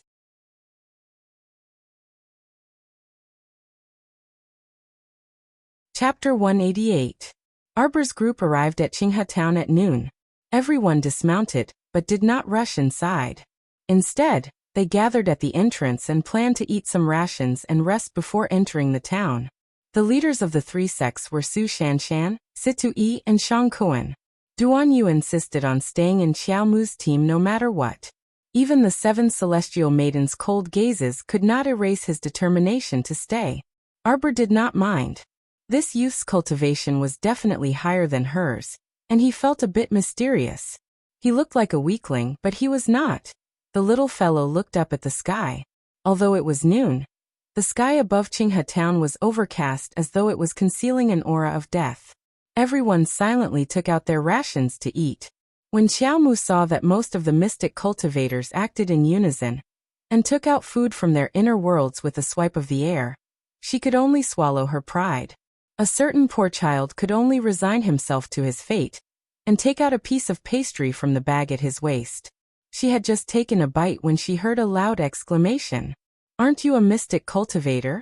Lu Yexin seemed to have caught Xiaomu's weakness and pointed at her with a malicious smile. "Oh, I know. You're a mystic cultivator without an inner world. Ha ha, no inner world. No mystic conscious. Idiot. Trash mystic cultivator, ha ha ha ha ha." Lu Yexin did not notice that Arbor, whom she rebuked, was expressionless and emotionless when she said this. The other 4 to 5 mystic cultivators in the 3 teams all glared at Lu Yexin with fury on their faces. Situ Yi and senior brother Wang were sitting not far from Lu Yexin, and they all glared at this brainless junior sister with a frown. While she was mocking others, did she forget that there were 2 mystic cultivators in their Heavenly Dao sect team who had not opened their inner worlds? One of them, senior brother Zhao, was already over 30 years old, and being unable to open his inner world was the pain of his life. Lu Yexin originally wanted to annoy Arbor, but she didn't expect to offend more than half of the mystic cultivators present with her words. Duan Yu looked up and looked at the child beside him with interest. Xiao Mu was not to be trifled with, so she would definitely rebuke her. However, ha ha ha ha ha. Xiao Mu responded to Lu Yexin's ha ha ha ha ha, and let out a series of chuckles. On her palm-sized face, her eyebrows, eyes, and nose didn't move at all. If it wasn't for the sound coming from her mouth, no one would think that she was smiling. He looked like a little doll carved out of jade. After the child finished laughing, she lowered her head and continued to eat the pastries. She didn't have the slightest intention to talk to anyone. Everyone was speechless. Pfft! Duan Yu burst out in laughter. Sure enough, following a child was too interesting. Situi didn't know whether to laugh or cry as he looked at the child. Little junior sister is still young. It's normal that she doesn't have an inner world. Junior martial sister Lu, I remember that you also just formed your mystic sense a month ago and successfully opened your inner world. You're 5 years older than junior sister. Hearing Situ Yi's words, Lu Yexin was so angry that she almost cried. However, no one was in the mood to comfort this willful junior sister Lu. Oomph! Su Shanshan and the others snorted. Seeing that Lu Yexin had been rebuked by Situ Yi, they let her off. Senior brother Wang took out a map and said to everyone, "Everyone, please come over and take a look." The entire Qinghe town can be roughly divided into 3 areas. We don't know the exact location of the granary, so we need to split into 3 groups to explore it.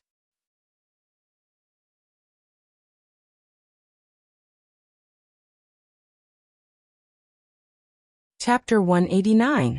The residential area is concentrated on the east side of town, and there's also a school there. The west side is mostly concentrated with shops, while the north side seems to be a large farm that's connected to a field and a small stream. That's the situation. Everyone, decide how to distribute the search areas, Senior Brother Wang said. Su Shanshan nodded. Senior Brother Wang, how about you distribute the search areas? We don't have any objections. Senior Brother Shang, what do you think? Senior Brother Wang good-naturedly looked at Shang Kuan from the Daybreak sect. Shang Kuan shook his head aloofly. We'll follow Senior Brother Wang's arrangements. Senior Brother Wang nodded with a smile. Since no one has any objections, I'll distribute the search areas. Since no one has any objections, I'll distribute the search teams in these 3 areas. Senior sisters from the Holy Water sect will search the residential area and school in the east. The Daybreak sect will search the shops in the west. As for our Heavenly Dao sect, we'll search the farm in the north. Su Shanshan and Shang Kuan didn't have any objections.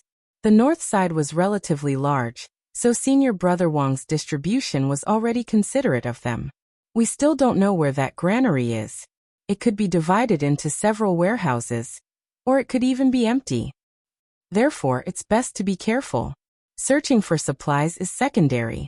The main thing is that so many of us came in, so I hope to see everyone leave safely. Senior brother is right. Situi nodded and glanced warningly at Lu Yexin. Junior sister Lu, now isn't the time to mess around. I hope you can rein in your temper and obediently follow the team. Lu Yexin was gloomy, but she couldn't throw a tantrum, so she could only nod sullenly. 6 hours later, before nightfall, gather at the center of town regardless of whether you find the granary or not. Here. Senior brother Wang pointed heavily at a certain spot on the map. Gather at the central bridge. Okay. Everyone nodded in unison. Su Shanshan held the child's small hand and stood to the side. Pitch-black waves seemed to surge in the depths of her eyes. There was a suffocating sense of discomfort in this place. All right, let's set off. Senior brother Wang and Situ Yi walked at the very front and led the group of 60 people into Qinghe town. Sam Lang, don't you feel that this place gives people goosebumps? Xiao Wenwan followed closely behind Third Junior Wei. She was starting to regret it. Wife, don't be afraid. I'm here. Third Junior Wei felt a little guilty, but it wasn't as obvious as Qiao Wenjuan's. Fear was written all over Qiao Wenjuan's face. She cautiously looked back and forth at the empty town. She shouldn't have been greedy for that dozen caddies of rice and come to such a gloomy place. Qiao Wenwan followed closely behind Third Junior Wei, her heart on edge. She followed the group into the small town. When they arrived at the entrance, the group stopped. Let's disperse here.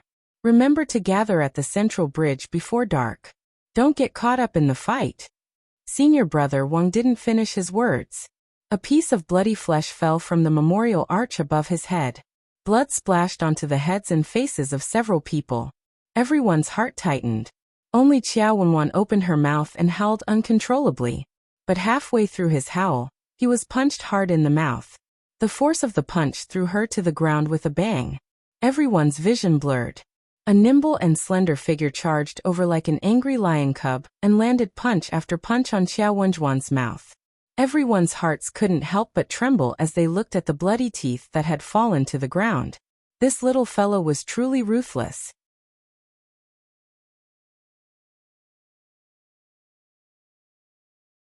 Chapter 190.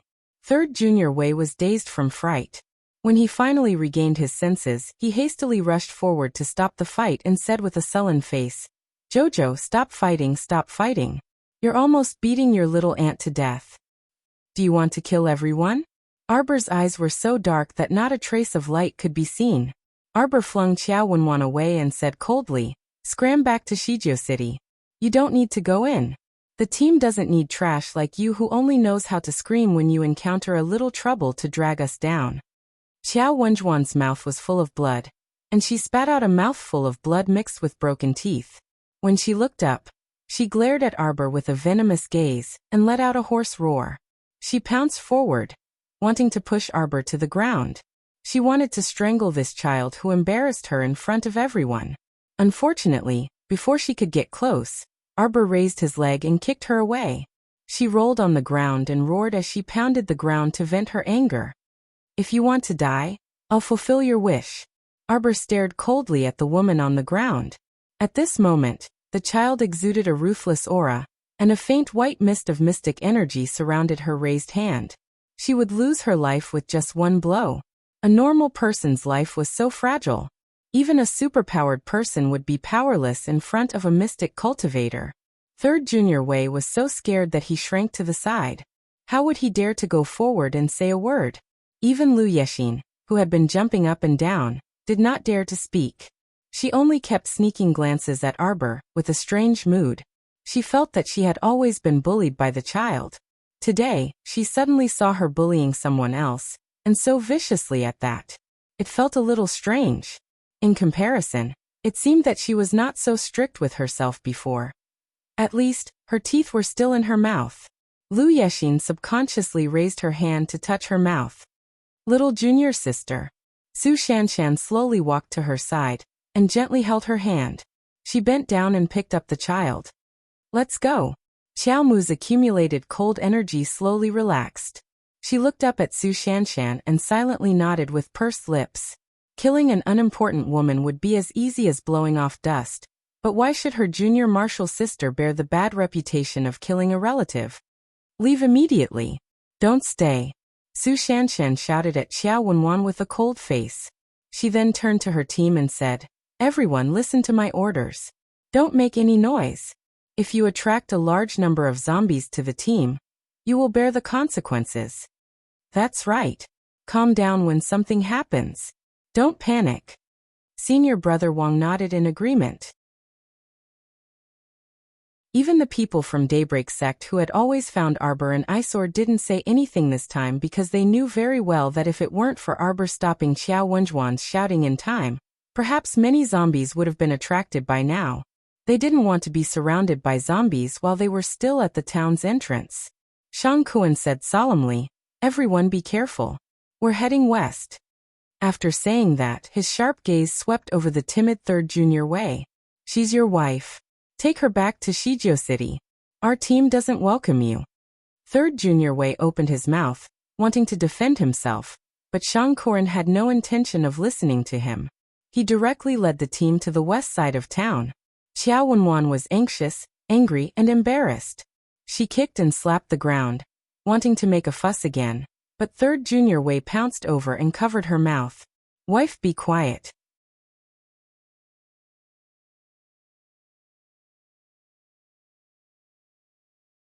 Chapter 191. Qiao Wenwan wanted to eat third junior Wei alive. When she was flung to the ground by Qiao Mu just now, she clearly saw that this cowardly man did not know how to stand up for her at all. Even when he saw that Qiao Mu was beating him viciously, he kept retreating backwards, deeply afraid of being implicated by her. "You!" Third junior Wei hurriedly covered Qiao Wenjuan's noisy mouth and dragged her out of the town. "Wife, keep your voice down. We shouldn't be fooling around right now. The whole group has left, and only the two of us are left. If something happens, we won't have anyone to reason with." "Reason my ass." Qiao Wenjuan's mouth was covered by third junior Wei again. Her mouth was filled with the taste of blood. "Wife, you're too impulsive. That's not good. Look at you, if you didn't make a fuss just now, they wouldn't have kicked us out of the group." Third junior Wei dragged Qiao Wenwan all the way to the town entrance. He was a strength-type superhuman, so Qiao Wenwan couldn't resist at all when he held her down. When the two of them reached the town entrance, Qiao Wenwan suddenly cried out and tried to pry the man's arm away. She stared in front of her with a frightened expression. A person with long hair that they couldn't tell whether it was a man or a woman was sitting on a stone block at the town entrance with his back facing them. Two hands were slowly crawling on his head of messy hair. No matter how one looked at it, there was a sense of creepiness. Fortunately, it was still daytime. If it was nighttime, they would be scared sick by this person even if they weren't sick. The two of them gathered their courage and walked to the side, trying their best to avoid coming into contact with the person on the stone block. However, the person suddenly turned his head. A pair of eyes protruded from the deep eye sockets of his face. They were shockingly huge. The guy opened his mouth at the two of them, revealing two very sharp fangs. Without saying anything, he climbed down from the stone block and suddenly pounced at the two of them. Qiao Wenwan was so scared that she fell on her butt. Third junior Wei couldn't care less about Qiao Wenwan at this time. He quickly ran out of the town. The zombie pounced and clawed at Qiao Wenwan. The wound on her left arm was so deep that the bone could be seen. Qiao Wenjuan's eyes shrank in pain. "Third young master Wei, you damn donkey." Qiao Wenwan cursed in shock and fear. Seeing that the terrifying zombie was about to pounce on her face again, Qiao Wenwan took a deep breath and suddenly burst forth with speed. With a whoosh, she swept past the zombie and rushed out of the town. Roar! When the zombie saw that the meat in its mouth had flown away, it hurriedly chased out of the town in a crooked manner, and chased in the direction of the couple. Roar! Roar! Although third junior Wei's strength was different from a mortal's, his speed was no match for Qiao Wenjuan's. It didn't take long for Qiao Wenwan to overtake him. Third junior Wei looked back and saw the corpse puppet howling madly as it chased after him. He cursed anxiously and angrily. "Wenwan, why did you lure it out? You useless man who deserves 1,000 cuts." Qiao Wenwan roared angrily. Her speed exploded to the extreme as she rushed forward. She roared angrily, "Go to hell." Third junior Wei's expression was extremely ugly. He still wanted to say something, but he suddenly realized that there was a gust of wind behind him. When he turned around, the zombie had clawed at his face. How could this be? Third junior Wei's eyes widened in horror. The zombie's speed had always been very slow. Although he couldn't run as fast as Qiao Wenwan, He was at least much faster than a mortal. But now, what kind of zombie was this? How could its speed be so shocking? Third Junior Wei couldn't think about it in detail. He punched the zombie's body and clearly heard a crack from the zombie's body. Third Junior Wei was delighted, but in the next second, his throat was bitten by a pair of terrifying fangs. Ah!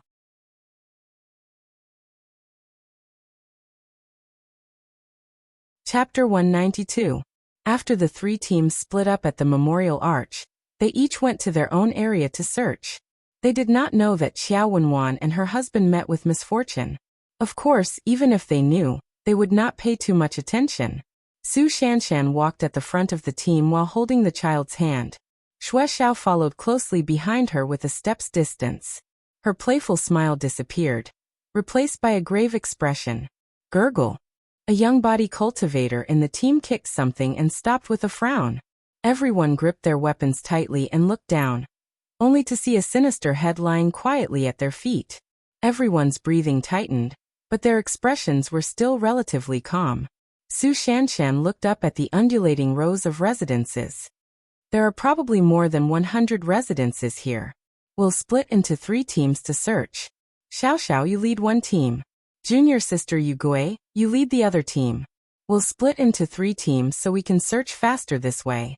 If anything happens, remember to use the sex communication talisman to contact us immediately. Yes. Yu Gui and Xue Xiao each picked 6 people and left quickly. Besides her and her little junior sister, there were 6 other people with Su Shanshan. There was Duan Yu, who they could not shake off, junior sister Li Ling from the 3rd peak, a young mystic cultivator named Yang Shu, a middle-aged body cultivator named Ajin, and 2 superhumans, a pair of young siblings. The older brother, Xiongyan, was 17 years old and a strength-type superhuman. The younger sister, Xiongli, was 15 years old and a speed-type superhuman. After introductions, everyone learned that Xiongli not only ran fast but also had developed hearing. Before Su Shanshan entered the residences to search, she had Xiongli listen to the surroundings. After finding no problems, she quickly led everyone into the residences to search for supplies. The 8 people searched 5 to 6 residences, but did not find anything. They could not help but look at each other with wry smiles. Continue searching, Su Shanshan ordered, and the 8 people walked out of the house and ran to the next one. The houses here weren't badly damaged, but along the way, they didn't even see a single corpse puppet. This worried Arbor deeply. A shadow floated in his heart, and seemed to be spreading. After exiting the residences, Arbor looked up at the sky. It was even darker than before. Duan Yu poked the child's back. Jojo, did you discover something? It's too quiet here. The child's words made everyone's hearts tighten. Xiongli even consciously stopped in her tracks, once again holding her breath and listening attentively. However, I really didn't hear anything. The footsteps of a corpse puppet are very different from ours. As long as one appears near us, I will definitely hear it, Xiongli explained anxiously. Su Shanshan nodded. Everyone be careful. Let's continue searching. Next room. Everyone couldn't help but quicken their pace. However, although the rooms were intact and undamaged, there was no food at all. Could there be a mistake in the information? The people of Qinghe town have already fled with their food? The young mystic cultivator, Yang Shu, asked with a frown. No, they didn't escape, the middle-aged body cultivator said with a pained expression. How did you know? My in-laws live in Qinghe town. After my wife brought the 2 children back to her parents' home, she hasn't returned since. The middle-aged body cultivator closed his eyes. He had been waiting for his relatives in Shijiao City, but they never came. Then are you familiar with the town?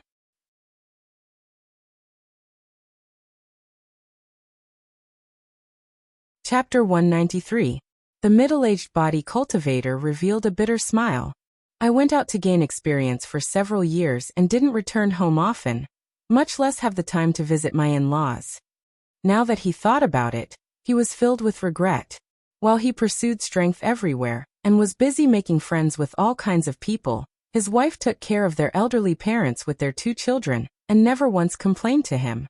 But now, It was so difficult for him to even see his wife and children again.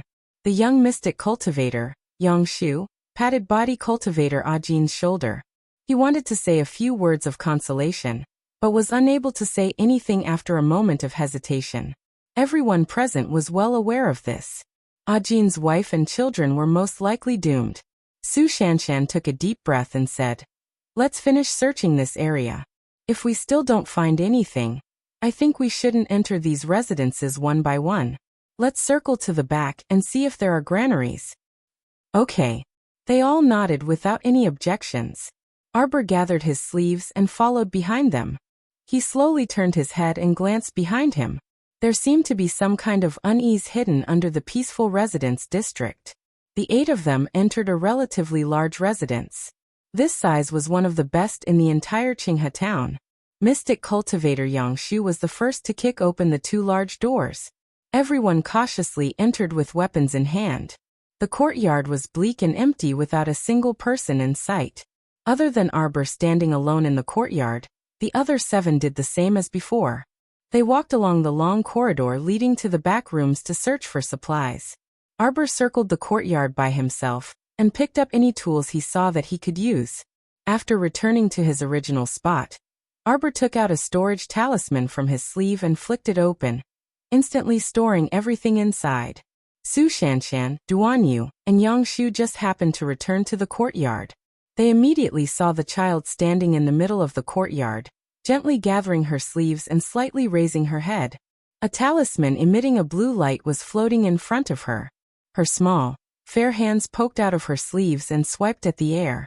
All the miscellaneous items on the ground disappeared in the blink of an eye. Everyone's hearts jolted, and Duanyu even sprinted to the child's side. He grabbed the child's hand and exclaimed, "Storage talisman." The child calmly withdrew his hand and looked at the young man expressionlessly. "Young man, what are you so excited about?"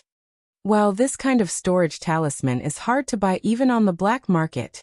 Compared to her older brother's solemnness, Xiongli, this younger sister, was pretty and vivacious. She was not shy with strangers at all, and she ran up to Qiaomu and held her small hand with a chuckle. "Little sister, you really have hidden your abilities well." Su Shanshan nodded her head in agreement. Earlier, when they were outside the town, the child had taken out the bag from her waist and taken out some food. She had even been mocked by that ignorant Lu Yexin. But could Lu Yexin have a storage talisman? Perhaps even her father, who was the vice hall master of Tiandao sect, wouldn't be able to get a precious storage talisman from the black market. No wonder Master said to her aloofly before they left, "Your little junior sister doesn't need you people to worry about her. Compared to your little junior sister, Master is more worried about you all. Xiaoxiao's temper is especially irritable, so you have to watch her more. As for your little junior sister, you'll know in the future." Recalling her master's meaningful smile, Su Shanshan took a deep breath.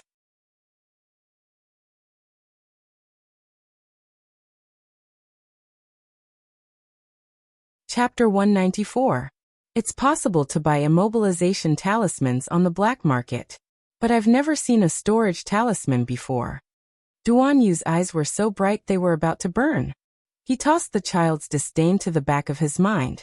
Duanyu relentlessly grabbed the child's hand and chuckled as he questioned, "Little fellow, where did you buy these talismans?"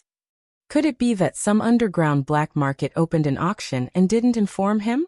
The child decisively slapped away Duanyu's hand and silently put away the blue talisman before running toward Su Shanshan.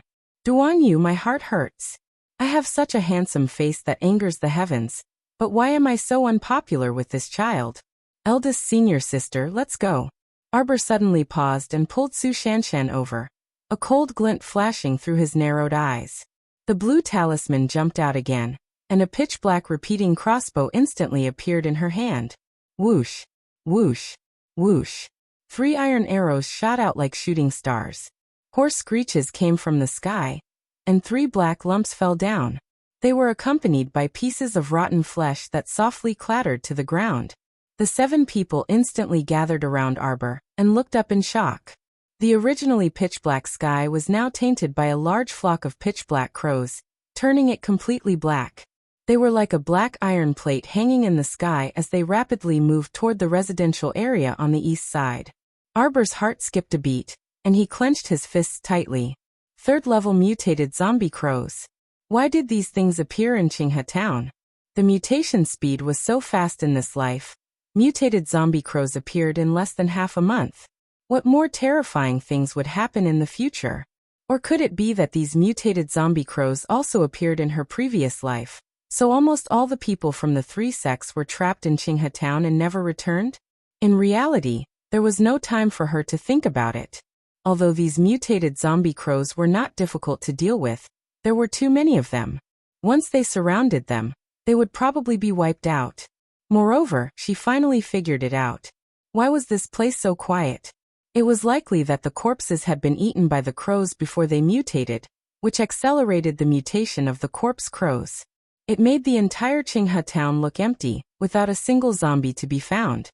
Junior sister Li Ling quickly released the sex message talisman and asked everyone to gather at the town's memorial archway, Su Shanshan said calmly.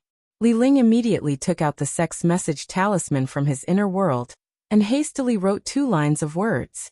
Then he threw it into the sky with a whoosh and watched as it turned into specks of stars and dissipated. It's too late, Grand Senior Sister. Arbor's black eyes narrowed.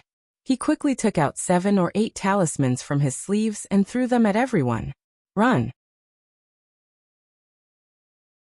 Arbor took the lead and ran towards the back of the residential area. At this moment, Su Shanshan also realized that it was unrealistic for everyone to run back to the entrance of the town. The sky in front of them was completely blocked by the mutated cadaveric crows. They flapped their wings that were full of rotten flesh. And as they flapped, smelly lumps of flesh fell from above. The place where Arbor escaped to was an opening. Su Shanshan shouted, "Come over here. Follow little junior sister." Xiongli displayed her innate speed and grabbed her brother Xiongyan, who was running at the very back. With a few jumps, she followed behind Arbor. Soon, the sound of flapping wings came from behind them. The mutated cadaveric crows had caught up. A 3-story residence appeared in front of them. The Qingfeng Academy plaque at the entrance was already broken and lying on the ground.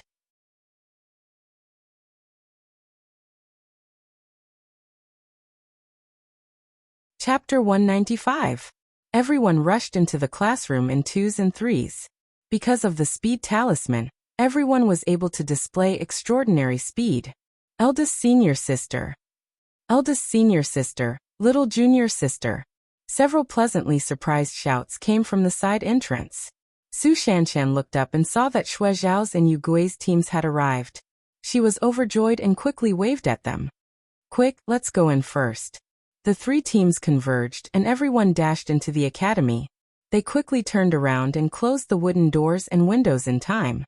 Immediately, they heard a series of flapping sounds as a dozen or so mutated cadaveric crows swooped down from the sky and slammed into the doors and windows. Everyone's hearts clenched tightly as they followed the swaying of the doors and windows. Quick! Move those stools and tables over here. At Su Shanshan's command, many people immediately rushed over and dragged over all the tables and chairs in the academy. They stacked them one by one in front of the doors and windows. Through the crack in the window lattice, Arbor coldly looked at the dense flock of cadaveric crows in the sky and frowned. These senseless things were actually so well-mannered that they didn't immediately rush down to attack them? Other than the dozen that attacked earlier, the rest of the flock of cadaveric crows that blotted out the sky only circled the academy and did not move closer. This caused Arbor to feel very uneasy. She couldn't help but feel that she had overlooked something very important. Arbor and Duanyu, who was standing next to her, looked at each other and saw a trace of seriousness in each other's eyes. Thud thud thud thud, thud thud. In the quiet Clear Breeze Academy where only breathing could be heard, a soft sound suddenly came from the stairs leading to the 2nd floor. It sounded like someone was walking down from the 2nd floor. Everyone's nerves tensed up in an instant. Their faces darkened as they looked in the direction of the staircase. Even the sound of their breathing was held in unison. Thump, thump, thump, thump. A bouncing bamboo ball fell down from the stairs, causing everyone's tense nerves to loosen slightly in an instant. They only felt that their hearts were about to jump out of their throats. But all of a sudden, they only saw an insignificant bamboo ball. Be careful. Xiaomu suddenly raised her crossbow and struck a zombie that was about to pounce onto her teammate, causing it to fall to the ground. Everyone looked up and sucked in a breath of cold air. There were several large holes in the wooden floor of the second floor of the academy. 4 or 5 corpse puppets were jumping down from the holes. Some were hanging upside down from the ceiling, their protruding eyes full of hostility. One after another, people swallowed their saliva. They were so shocked that their breathing almost stopped. However, none of them were pushovers. At first, they just didn't react as fast as Arbor, but after they reacted, they didn't even need the captain's instructions. They consciously formed groups of 2 or 3 and rushed towards the zombies that were pouncing on them. They quickly took care of those things, including the ones that were hanging upside down from the ceiling. Little sister, thank you for your reminder. The young mystic cultivator who had almost been pounced on by the zombie cast a grateful glance at Arbor. At that moment, everyone's attention was attracted by the bamboo ball that fell down the stairs. Only the child saw the danger above his head. It had to be said that his level of meticulousness was comparable to a mystic cultivator with decades of experience. Arbor pursed her lips and didn't say anything. She only nodded at the young mystic cultivator. You're tuning in to the Earbook Haven YouTube channel. Don't forget to subscribe and join us on this journey to catch the most captivating stories.